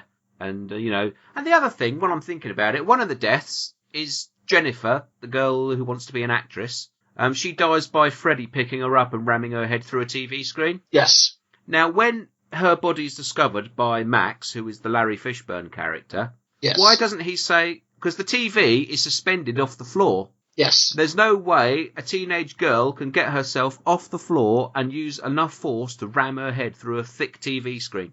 And make that kind of destruction. Yeah. And make that kind of destruction. Because it's an old style telly with those really thick curved screens. She's, you know, not a basketball player height person. No. And that's, it kind of takes you out of it because you're thinking, what the hell? Now, how did that happen? And I know this is a Nightmare on Elm Street sequel, and we shouldn't be, you know, going through too much of a fine-tooth comb. But like I said, it's those little niggles that you just think, just because you can do that effect, it doesn't make sense in the story. Right, exactly. And I think, to your point earlier, I think the Johnny Depp body scene works within the context of the movie a lot better than some of this latter-day cheese effects works. I think the effect works, but I think thematically it still doesn't work. It still doesn't make sense. Okay. Fair play. But I know, the effect still looks more real-worldly than having like a rubber body or anything like that, you know. Right. Yeah, I know what you mean. But, so anyway, Nancy helps the Dream Warriors combat Freddy, which she does. We got the little subplot of her dad, played by John Saxon again, digging up Freddy's bones so they can be consecrated. So we get a little bit of stop motion Freddy skeleton, which looks pretty poor actually on Blu-ray, but it's quite fun if you remember those old Ray Harryhausen films. Yeah. Well, you know, and I watch it on, you know, probably a combo DVD, so the clarity is still grainy and it works well if you watch it on the old format. I've got to say, the first three Nightmare on Elm Street films do look really good on Blu-ray. Oh, I bet they do. Yeah. I bet they do. They do. The fourth one, not so much, and I'll get there. But yeah, the first three do look really well. Yeah, it's a nice looking film, this. I like it. I like Chuck Russell's direction. I think he's pretty solid. Apparently, he wasn't very nice to work for. Really? On the documentary, because it was his first film. Oh, God. So okay. apparently he was a bit of a taskmaster on it. Yeah. But I think the results are there. I think on the whole, it's generally an enjoyable film. Yeah, I do too. It could be the one I've seen the most, actually, because I watched the shit out of this when it first came out on video. Okay. On that basis, I give this one a 4 as well. Oh. Because I do enjoy it. I dropped down a little bit. I gave it a 3.5. Still enjoyable film. I'd recommend it to anybody, but yeah just, down a little bit. Yeah, and I think if they'd stopped the series here, it would be probably one of the best horror series out. I mean, it still is. I mean, the first 3 Elm Street films, I do adore them. I do adore them. And like I said, I saw them when I was young, and I got so into Freddy, and I was massively into this film. I read the novelisation before I saw the film as well. And the novelisations are slightly different. But, I like Elm Street 3. I think it's a good film. There are niggles, which I've said about. Doesn't really hamper my enjoyment that much. We get our first bit of nudity in the series with the topless nurse. Ooh, you bet we did. And do you like my body, Joey? I certainly fucking did. Especially at that age when I first saw it, I enjoyed it several times. Several times in succession, because you can when you're young. Not now. Interestingly, on the Never Sleep Again documentary, there was a scene. Originally, that nurse was going to turn into Freddy, with the top half being Robert England's face, and then she was going to have a pair of tits. Why did they not do that? Because it looked stupid. It did. They showed the footage in the film. She was going to have Freddy's head, and then it would be the nurse's naked body. It just went. They said it just looked too weird, and.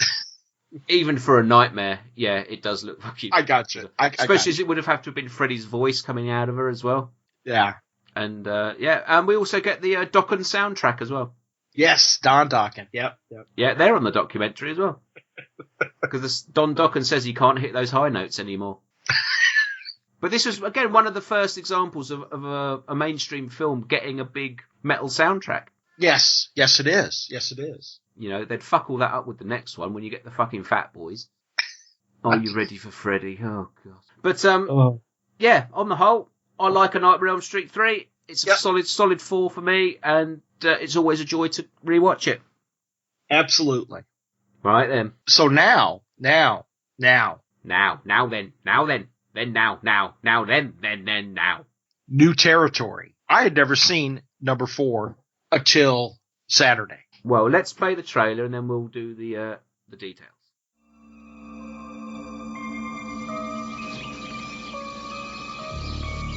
Do you know what terror is? Hello.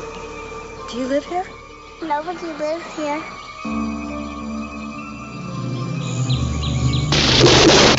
Real terror.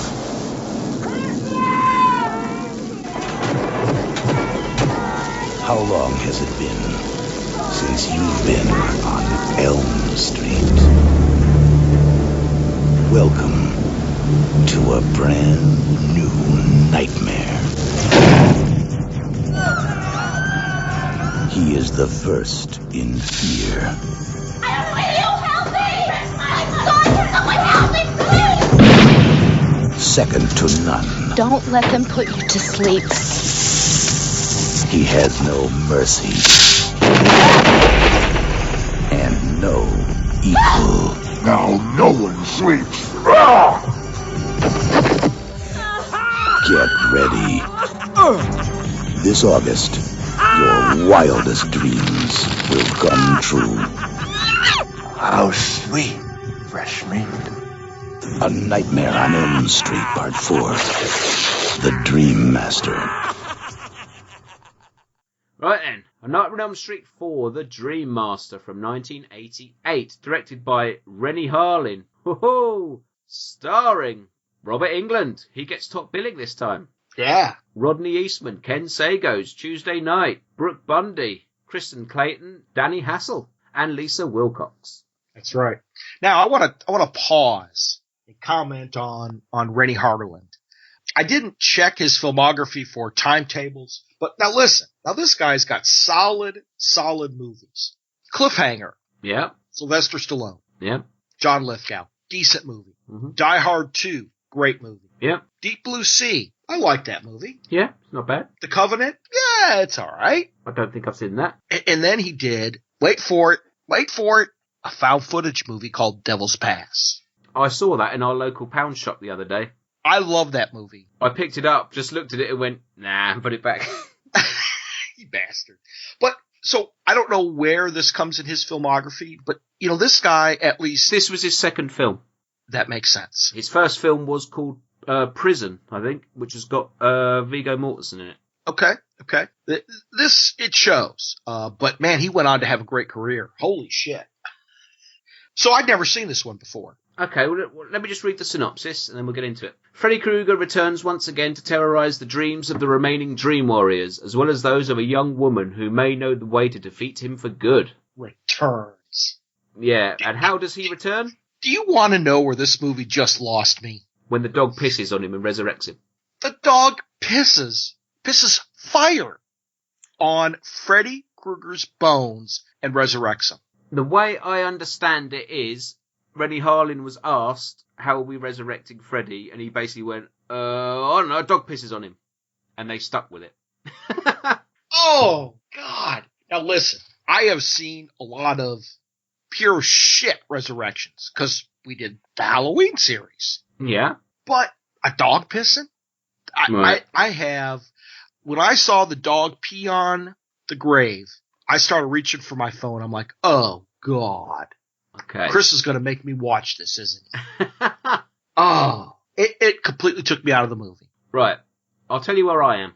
I saw this when it came out on video. Okay. At the time, I was the hugest Freddy Krueger fan there was. Okay. I loved Dream Warriors. This came the following year, so it was quite close behind it. At the time, I loved this film when I saw it, when I was like, what would I have been, about 11, 12, something like that, when it first came out. Okay. I liked it. I didn't love it as much as I loved Dream Warriors or Nightmare on Elm Street 2, but I always liked it. And over the years, every time I've watched it, I've just gone, this is quite bad, isn't it? This was the point when I saw it originally where I think my interest in Freddy had started to wane a little bit. I can understand that. I read the novelisation when it came out. I had a book which had this and the next film novelisation in it. Did the dog pee on the grave? I can't remember, to be honest. I haven't read it since 1988. I can't remember. Oh, God. But, yeah, I always felt that this was more like a Nightmare on Elm Street film put together by committee rather than a proper sort of cohesive story. Yeah. It feels... I don't hate it. I'll go on that. I don't hate it. But it feels very... like they didn't know where to go after Dream Warriors. So, and you know when you've got a band who makes a series of albums and each one is like a progression from the last? Yes. And then they have a run of they hit a point and then they have a couple of albums that sound similar. Yes. And that's when you start to go off them a bit. Yes. Yeah, I was like that with Pitch Shifter. And yeah, that's what Nightmare on Elm Street 4 is to me. And at the time, I remember thinking, well, I'll see what the next film does, and then we'll go from there. But I think I started to discover Friday the 13th around this time. Well, you have one titled The Dream Warriors, and the next one titled The Dream Master. Yeah. So, I mean, you know that they were reaching for something. They were reaching for something. And they missed it. You know, the remaining Dream Warriors from the last film, spoilers, it's Kristen, Joey, and Kincaid. They're all killed off within the first half an hour of the film. Which is another one. How stupid. Yeah. I mean, if they had kind of, dog piss aside, if they had kind of tried to keep those characters, because everything they accomplished in the last movie, they just kind of pissed on and said, oh, fuck you, we're just going to kill them off. Really? Yeah. Really? One thing I did think of last night, when I watched this last night for the first time in probably about 6 years. First time I watched it on Blu-ray as well. And one thing I thought of is if Joey, Kincaid, and Kristen are all friends and they all go to the same school, which they do in this film. Yes. How come they didn't know each other before part 3? No comment. And if the Dream Warriors are the last of the Elm Street children, i.e. their parents lived on Elm Street and killed Freddy Krueger, why didn't Nancy know them until she met them in part 3? Because she lived on Elm Street. Yes. Why didn't they all know each other? How fucking big is Elm Street that the kids don't know each other? apparently had the wrong side of the tracks, maybe, and Well, I don't know, but in Elm Street 2, it ends and it goes off into the desert, doesn't it? Yeah, exactly. I just thought of this last night. I thought if all these kids grew up on the same street and all their parents supposedly got together and killed this paedophile, why don't they all know each other? Yeah, exactly. But anyway, there's an action movie, and I can't remember, where there's a carryover character that they kill like within the first 2 minutes. Oh, there's loads like that. Yeah, it's that same frustration. Like, really? Well, it's like killing off Adrian King's character at the beginning of Friday the 13th too. Yes. It's just, really? Yeah. You survive them once, but you can't do it again. Yeah, with all these honed Dream Warrior powers, because they seem to pull each other in and out of dreams like it was, going down to the McDonald's for a Big Mac. Well, they interview Ken Sagos on Never Sleep Again, and he says that he thought they were going to have a bigger role. And he said to his friend said to him, "Oh, we're going to go and see your new film, Nightmare on Elm Street 4." And he said, well, you may as well go after the first 5 minutes because I'm not in it after that. So let's recap from a new viewer's point of view. We've got the dog peeing, and we've got the main characters who are these super dream warriors from last time killed off. Yeah. Oh, God. Really? So we get a new cast of characters. Yes. And I will say, Alice, the leader of them, played by Lisa Wilcox, I think she's the best thing about this film. Yes, absolutely. She's good. What? You know what? Let me recap that. She definitely, acting-wise, is the best. Acting-wise, character-wise, she's got a character arc. She starts as one thing and ends as another. Yeah, I agree. I think she's a better character than Nancy in the first one. Yes. She's probably on a par with Lisa in the second film, I think. But the thing is, the last sequence just becomes so goofy. Yeah. In the third film, they introduced Freddy's mother into the equation. Yes. And so now you've got this whole backstory of Freddy being born in the mental asylum, which, I'll tell you now, a little spoiler, it pays off more in the next film. But yeah, in the third film, they give Freddy more of a backstory, and then in this film, we've got Freddy showing that the souls of the children and all this sort of stuff. Yep. That he's powered by the souls of the children that he kills, and yeah, they expanded the mythology, and I don't know, it feels like we're not in the same place as we were 3 films ago.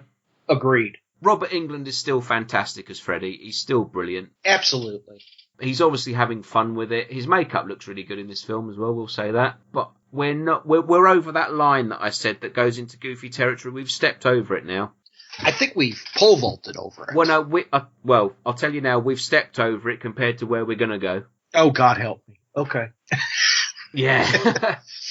You know what I like about Robert Englund is he played a great serious Freddy, but he plays an equally great goofy Freddy as well. He's having a ball as Goofy Freddy. I've always said that I think Robert Englund is my generation's Vincent Price.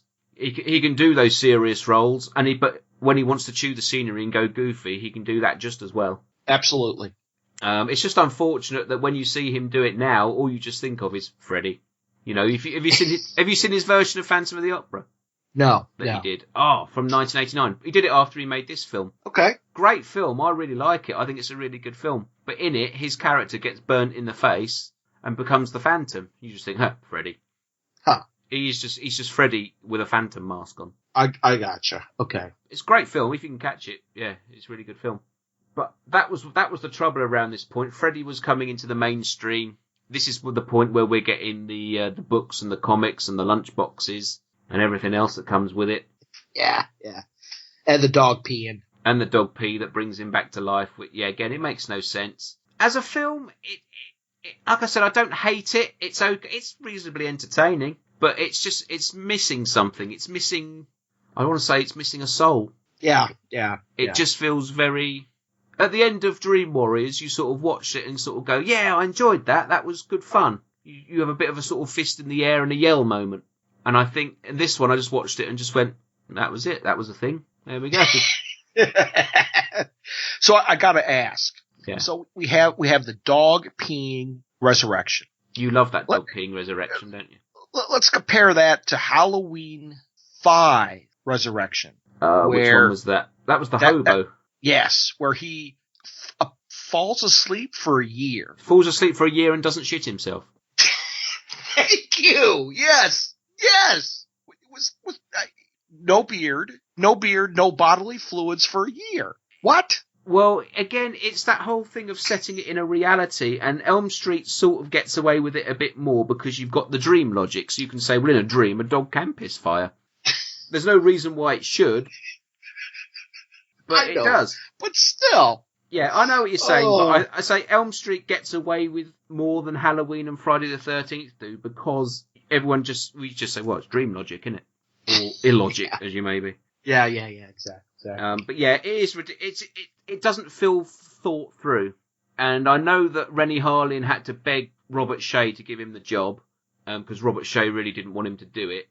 And I think it just feels like he's written down a bit of an idea on the back of a fag packet and gone, here's what we're going to do. And that's exactly what they've made. And it just doesn't feel complete. It feels like it needed another 6 months of pre-production.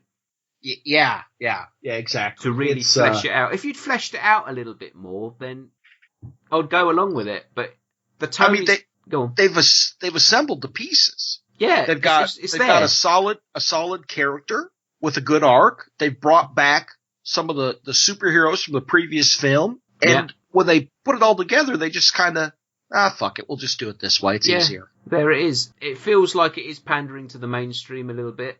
It's lighter in tone than Part 3. It's not lighter on the Blu-ray. The Blu-ray was really dark for some reason. Really? The DVD print's a lot better than the Blu-ray. I'll be darned. I wonder if this is geared towards almost more families than it is horror fans. Because, you never take your kids to the first two movies. But you might take your kids to this one because it's just so damn goofy. Well, yeah, I mean, it's still over here. It's still rated 18. It's R here, so you can't.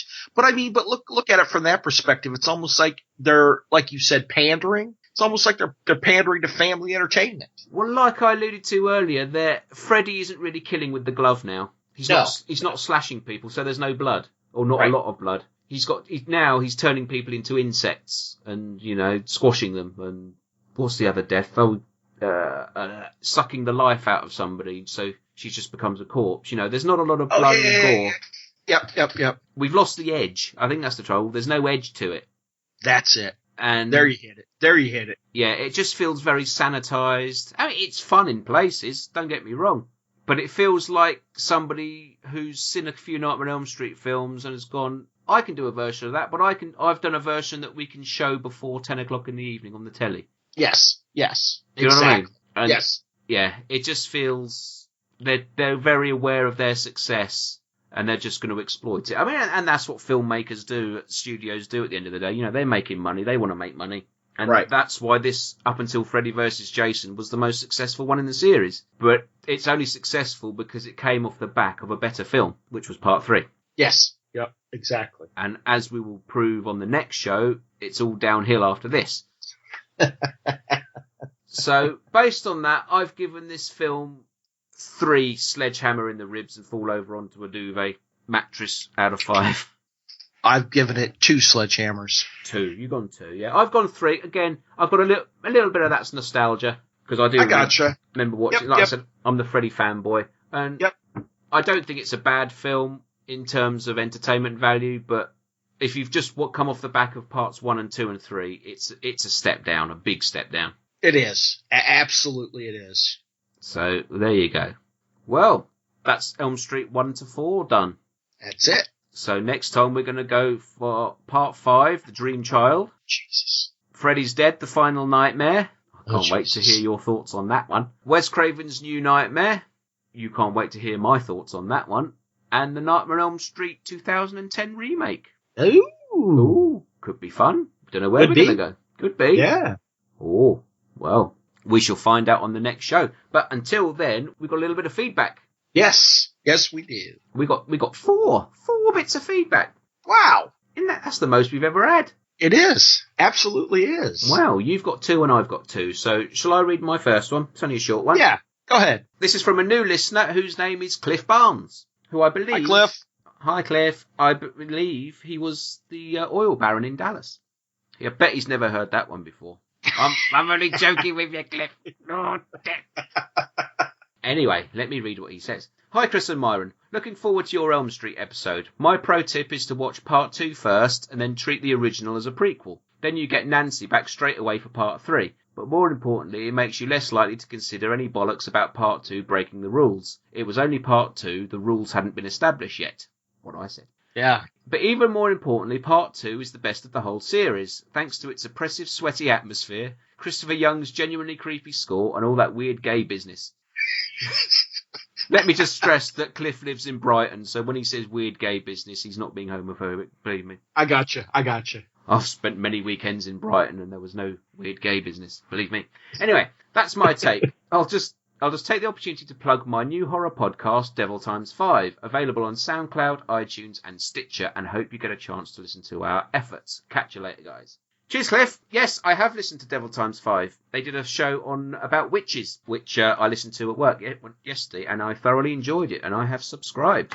I too have listened to it. I have not finished it yet, but I did listen to and got a chuckle out of some of the takes on the Hoth in Witchery. Yes, as soon as they brought that up, I went Linda Blair and Hasselhoff in a film. Fantastic. I know. I think most of the crew agreed with my thoughts on it. It's a terrible film. No. But they like Lords of Salem, though, which was good. Yes. They do a high and a low there, and one of the chaps on there mentioned love Lords of Salem and couldn't stand 31. Right back at you, buddy. I'm with you. Well, I'll tell you now, I rewatched 31 the other week because I bought it on Blu-ray, and yeah, I'm going to knock it down half a star. Bought it on Blu-ray. You know me and my obsession with Rob Zombie. Yes. So I have to have it. I've got it on Blu-ray. I've got it on an American DVD because you get the commentary. And I've got the UK DVD just because it's a UK DVD. I can play it anywhere I like. Oh, God. I know. And I do think it's Rob Zombie's worst film. Maybe not as bad as El Super Beasto, but yeah, I've called on it a lot. I don't think it's very good. Yeah, no. It's so, yeah, there we go. But anyway, yeah, brilliant. Thanks, Cliff. I should definitely be listening to your second show when it comes out. And nice to see you agreed with me about Nightmare on Elm Street 2. Absolutely. Oh, fantastic. So why don't you read one of your emails? Which happened to be a long one. We're gonna have to work this long and short business out. I know. Hi guys, Blue here with a bit of feedback on the first 4 Nightmare on Elm Street films. Hi Blue. Hi Blue. I should start with the first film, I suppose, although it wasn't the first I saw of the franchise. I didn't know what it was about this film, but I laughed pretty much all the way through it, from the glove knife contraption, which gets used less and less during the franchise. Yeah, Chris, you made that exact point. So what's the point of having it? Well, if he uses it less, I guess what is the point? I don't know. Because in the beginning it was cheap to make. Yes. Oh, yes, it's for the I can wiggle my fingers and look menacingly at the camera shot to how Freddy runs like he's crapped himself to the point. Let me just interject there. That was not Robert Englund in that shot that she's talking about. That was actually a dwarf who was dressed as Freddy because they wanted to get the perspective that he was of her at the front of the screen and him at the back of the screen. Hence why she runs into Robert Englund's Freddy further down the alleyway. To the boyfriend getting belted by a flying teen in the bedroom after a rather unconvincing sex scene. Well, you don't see that much. You hear it more than you see it. Yeah. To the freaking my mates out at school by singing 1, 2, Freddy's coming for you at them as they insisted on sitting on the cold steps to the school's boiler room. I find myself shouting at the scream, just stab her, quite a bit, as Freddy does like to play with his food. Also, Nancy had 20 minutes to rig up the booby traps. Yes, I said boobies. Stop laughing. Of course, it's always boobs. We did say boobs. We talked about boobs. Yes. In a nurse uniform. Yeah. I was having a minute there. Sorry. I don't need a minute. This and her mother fall asleep and get into the dream. I think she's part of the A team. Yeah, she does. They do tend to go to sleep pretty quickly in these films. Saying all that, and for all of its simpering teenage girls and cheesiness, I really like this film and give it a 3.5 strippy jumpers out of 5. Stripey, not strippy, stripey. Stripey. Yeah. Okay. See, she's getting the spirit of it. Yeah, that's right. Well, I went with strippy because we talked about boobs and everything. Did you notice in the first film that Freddy doesn't have any stripes on his jumper, on the sleeves? I did not. It's the only one. There's no stripes on the sleeves. They're just plain red. Stripy jumpers. I forgot you guys. I was just thinking of jumping strippers. See, jumping strippers. You talk about, boobs, and never mind. Get on with it. Yeah, I'm going. What can I say about Freddy's Revenge other than I liked the possession aspect but couldn't understand why the guard dogs had human heads? They served no purpose and never showed up again. That's because of a shit special effect that didn't work. I'm not going to comment on Jesse talking about the PE teacher having a stick up his ass and then seeing said teacher in a gay bar. I'll let you put two and two together. That's the least of it. I forgot about the stick up his ass. Oh, you petty asshole. Was it the same stick that was in the dance scene? Could be. I don't know. I really should like this film as it has factors like possession and the slasher killer that I like in a film, but there just wasn't enough slashing for me. So 2 stripy jumpers out of 5. Whoa. Ooh, controversial. Wasn't the barbecue scene? There's enough slashing there. Yeah. Wow. We differ big on this one. Freddy 3, The Dream Warriors was my favorite of the franchise. Okay. You know what? I can get that. I've heard that before, actually. It is generally seen as the fan favorite. Yeah. Number 3, yeah. Even with the extra simpering or cheesy teenagers. I love the kills. The story came into its own. Shame it took 3 films to get there, though. If then spoiled itself by having superhero dream people, I mean, come on, Wizard Master. Well, yeah, we kind of, pointed that out. I found myself shouting, just dispatch them no quicker. If this aspect had been left out, it would have gotten a 5 for me, but it really spoiled it. So just 4 strippy jumpers out of 5. I like strippy jumpers out of 5. Okay, you can say strippy jumpers. Freddy 4, nope. Yeah, that's kind of what we said.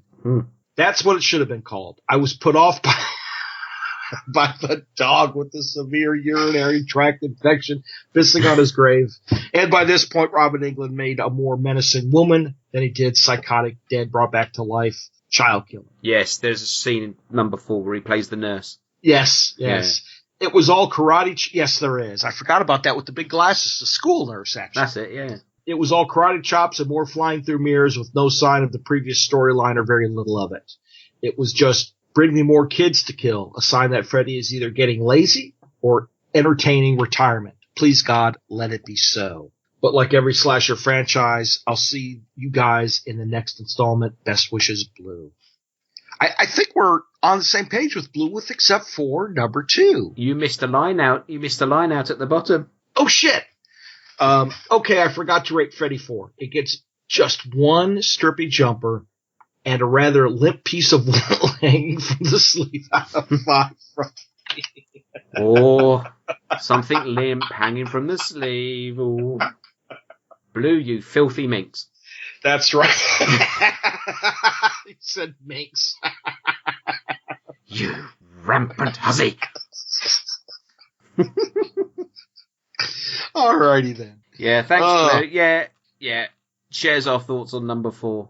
Although I think I probably liked it a bit more than she did. I was surprised at number 2. I would have thought that above all people, Blue would have really laughed at number 2. Out of everybody we have double entendre chats with on Twitter, I thought Blue would be the one that lapped all that up. But there you go. Yeah, I did too. Exactly. I actually thought so too. Well, stuff you if you're going to be like that.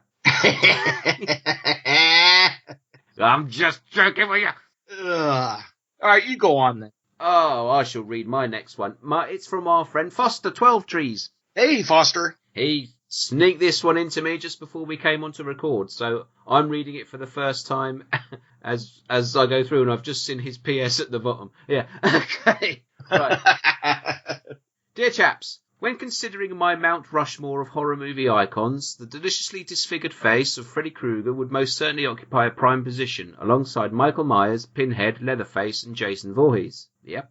As a youth of the 80s, The Omen, Friday the 13th, and Nightmare on Elm Street were my first exposure to American horror films. Ooh, The Omen. Pretty same with me, yes. Up until then, I had been raised on a steady diet of hammer horror. Yep.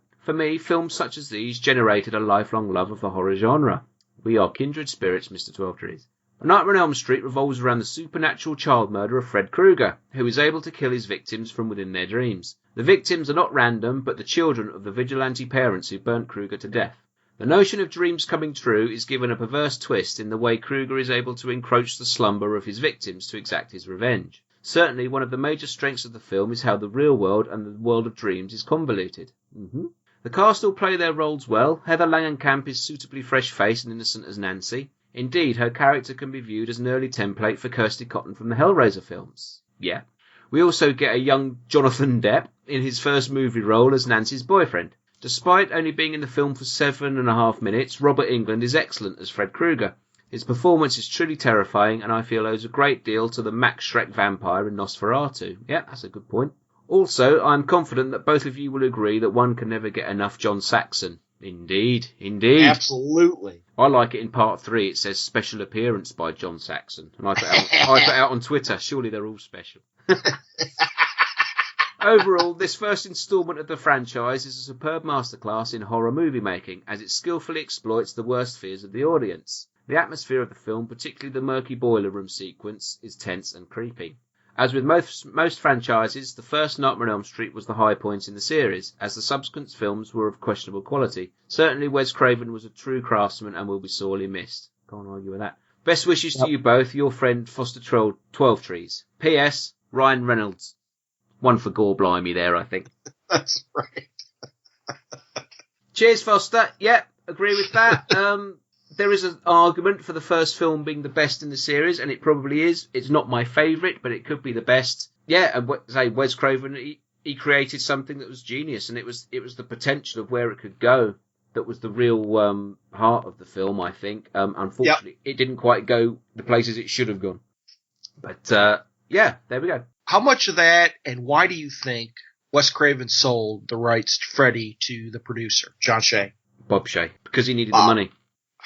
Gotcha. I think, and Wes Craven's always said he didn't expect there to be sequels. He thought it was just going to be a one-film thing. Job done. He went on to make Hills Have Eyes Part 2 after that, and he said he made that just for the money, because his last 2 films hadn't done particularly well, and he was running out of steam, basically, so had to do something. You got to work. So I gotcha. If Bob Shea was dangling, I don't know what it was, but however many thousands of dollars in front of him and said, I'll buy that off you for this amount of money, and there you go, you take it, don't you? Yep. So, if that's the case, how did Wes come back? Well, you know what? We'll talk about that when we get there. It's a bit similar to Part 3, because he wrote he was joint writer on Part 3. I think it's just the fact that New Line wanted to use him because he was the originator of the series. It's the same way that they keep going back to Carpenter for Halloween, and they go back to Hooper for Texas Chainsaw. Yep. Gotcha. It's just that Wes Craven was offered Part 2, and he read the script and said no. Gotcha. So he passed it up for Hills Have Eyes 2, but there you go. Right, do you want to read the last email? All right, so I got a little piece of feedback from our friend Amanda over at the Made for TV Mayhem podcast. Hi, Amanda. Give that one a listen. It talks about TV movies, a lot of TV horror movies that really are really good that we've forgotten about. I want Amanda to watch Combat Academy now. Because she mentioned Robert Culp on Twitter the other day, and I said, whenever I think of Robert Culp, I think of him in Combat Academy. And she said, that's a TV movie, but she's never seen it. So watch it, Amanda. It's an early George Clooney. There's a TV movie Amanda hasn't seen? Yeah, it's not horror, though, so I'll let her off that. Yeah, but Amanda knows retro TV, period. I mean, her and I have talked about on Twitter Love Boat, Fantasy Island, things like that. So Combat Academy is Robert Culp, George Clooney, and Keith Gordon in a Police Academy ripoff. Oh, God help us. Okay. I quite like it. It's crap, but it's fun. Okay, I got you. All right. Hi, guys. Yay for covering Nightmare on Elm Street series. Boo for getting the best 4 out of the way first. I'm not sure how you'll get through parts 5 and 6. Best of luck. Well, Amanda, I've never seen them. This may be a chore. Well, sometimes it's those oddities that are the most fun to talk about. Yeah. I'm a pretty big Wes Craven fan. Generally regarded as a hit and miss director, I think even his misses can be pretty interesting, mostly because they seem to have weird energy to them, and he's great with creating likable characters. I think he's always not always good, but always interesting. Yes. So I'm always up for checking out whatever he did. Although I did skip out of My Soul to Take because even I have boundaries. Well, I haven't seen that. I've got it. I've never watched it. I've seen it, and you're probably okay never seeing it. Okay. I will watch it because it's Wes Craven, but I just haven't got to it yet. Gotcha. When he passed away, the Alamo Drafthouse here in Austin put together a little tribute for him and screened a few of his films. I'm always jealous of people who live around Alamo Drafthouse. Yeah. You know, I was only able to get to the Nightmare on Elm Street screening, and it was totally great to see it on the big screen. I first caught it as a late-night movie on a local station when I was a teenager. It scared the shit out of me. I personally still think it holds weight, although the people we went with were less impressed, which made me sad. I can get that. And it does still hold weight. I think Chris and I can agree on that. Yep. There are so many layers to the film, including anxiety about outside evils encroaching upon suburban utopias, a common theme in Craven works. Yeah, I never thought about that, but I think she's kind of hit that one. As well as the inadequacy and narcissism of so-called authority figures being able to take care of their young. So it's still really intriguing and suspenseful film for me. The second film is also compelling, but obviously for different reasons. To be honest, I did not pick up on any of the homosexual subtext until many years after I first saw it, probably in the mid-90s. You and most of the cast and most of New Line Cinema. Yeah. What struck me most about the second film, which I saw after parts 3 and 4, was that it didn't have much of a jokey tone. We agree. Yeah. And despite being all over the map, it tried to keep Freddy scary. But my favorite part is when Freddy comes into the real world at the pool party. There you go. And there's the one guy who's all trying to be the peacekeeper and says something like, we just want to talk, man. It's okay. And then Freddy slices him. That guy is at every party, and he's annoying. It still cracks me up every time I watch it. As for the subtext, I'm sure you'll cover this in your podcast, as I don't have much to add on the subject. I will say I did get to see this on the big screen too, and in a Clue Gallagher retrospective. I love that man. He is awesome in this movie. He plays the dim-witted father to a T. He's great in every film. Oh, oops. I hit my mouse and scrolled up. Yeah. Hang on. My computer's having a bit of a glitch. Do you want me to continue? Yes. Okay. And Robert Russler and Clue were there, joking about the film and making the whole thing even more fun than it usually is. This is one of my favourite entries in the series. It's so 80s and fun and weird. Yeah, it's one of those films, if you watch it in a crowd and everything, it'd be fantastic. Oh my God. Can you imagine now going to a big screen with a bunch of horror lovers? Oh, Jesus, that would be awesome. Great fun. So, are you ready to continue, or do you want me to continue? I got it back. Okay. It would be great. To be honest, I would love to take a group of people and make sure Mr. Gore Blimey was in that group to go see this movie. What are you saying? I'm not saying anything. I just want to watch this movie with Gore Blimey and listen to all of his double entendres, but with his absolute British sense of manners. He is. I love Gore Blimey. Are you suggesting that Gore Blimey's gay? No, I'm telling you.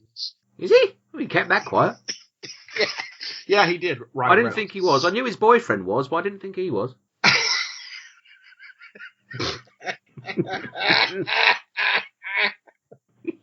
Oh, God. You bet he is. Oh, God. Dream Warriors is amazing. I really love that they brought Nancy back and gave her a lot to work with. Agreed.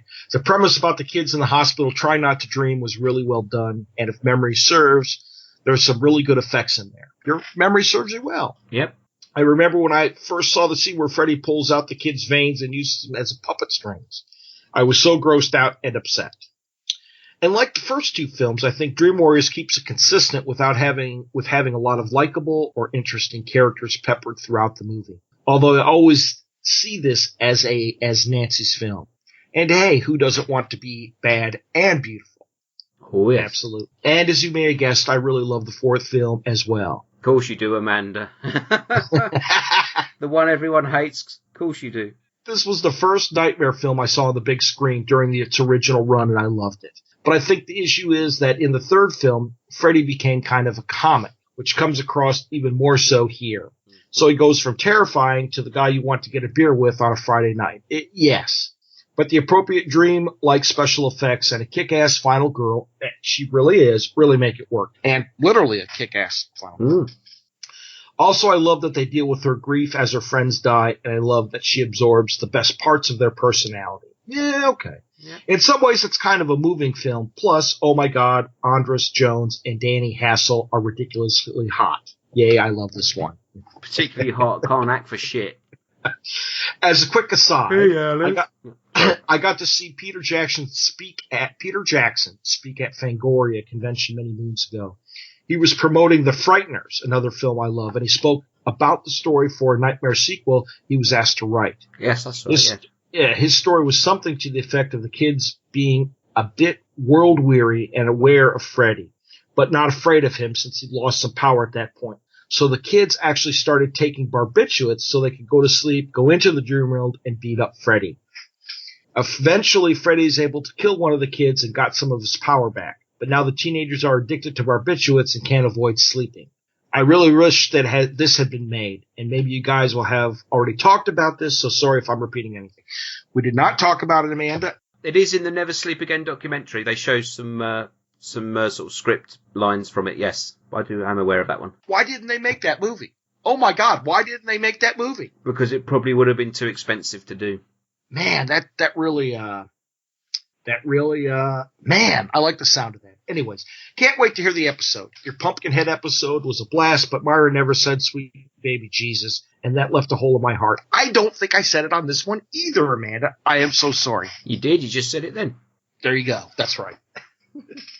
But I will say this, just for Amanda, the dog pissing on my couch, I said, sweet baby Jesus, what the fuck? So. Oh, well, brilliant. Thanks, Amanda. Thank you, Amanda. Glad you liked the Pumpkinhead episode. Yes. And Ed Halley. Well, that's 1 and 4 done and dusted. 1 and 4 done and dusted. So we've gone on. I think this could be our longest show, you know. I think it could. Yeah, we've definitely hit over 2 hours once I put everything in. Yeah, like I said, this is the first 3 films in this franchise are very, very dear to me, and it is. I'm the fanboy here, so I will gladly rattle on about Nightmare on Elm Street for ages. The first 3 are good, solid films. Yeah. So I'm really looking forward to the next show, because I don't know how you're going to handle the next few films. Oh, God. We shall see. We shall see. And I think you may be pleasantly surprised by some of the things I may dig up on it. But I'm going to rewatch them, because I haven't watched them for a while. Okay. I'm going to watch them for the first time, and I most assuredly am going to watch Nightmare Never Sleeps Again. Yes, do watch that. I will say now, if you're in the UK, there is a very good Blu-ray box set that contains all of the original run of Nightmare on Elm Street films, all the Robert Englund ones. So it's available for probably about £20 now. Okay. I know in the US you can get a Blu-ray box set. I don't know anything about it, but I saw it in Best Buy. It's about $44. The one in the UK's got only the first one comes with loads of extras. The first film's got like documentaries and all sorts about it. But the other films do come with like those little 10-minute making of featurettes and all that sort of stuff. So. Oh, very cool. And the doc and music video as well. Of course. Is it Into the Fire or their Dream Warrior one? Dream Warriors. Ah, gotcha. Yeah, so it's a good set if you want to get them on Blu-ray, but they're available on DVD pretty cheaply everywhere else. So, go ahead and go and gorge yourself on some Freddy. But next time we will be tackling 5, 6, 7, and 8, as I'm calling them now, and we'll see you then. So I think it's time we say bye-bye. Bye-bye. Bye! I had the most awful dream. Lane, where do you keep the bourbon? I'll be right down. Chris, I've got a guest. Please, Mom, I just don't want to be alone. I said, where's the fucking bourbon? You should listen to your mother. God damn it, Kristen, you ruin everything. Every time I bring a man home, you spoil it. You know what your shrink says? You're just trying to get a little attention.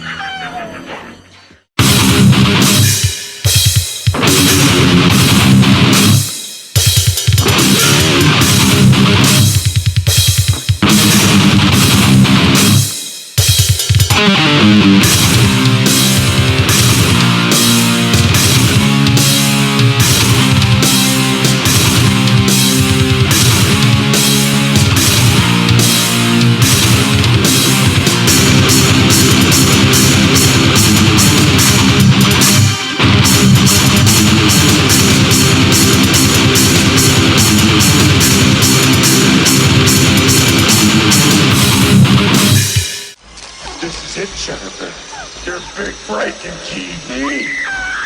Welcome to prime time, bitch.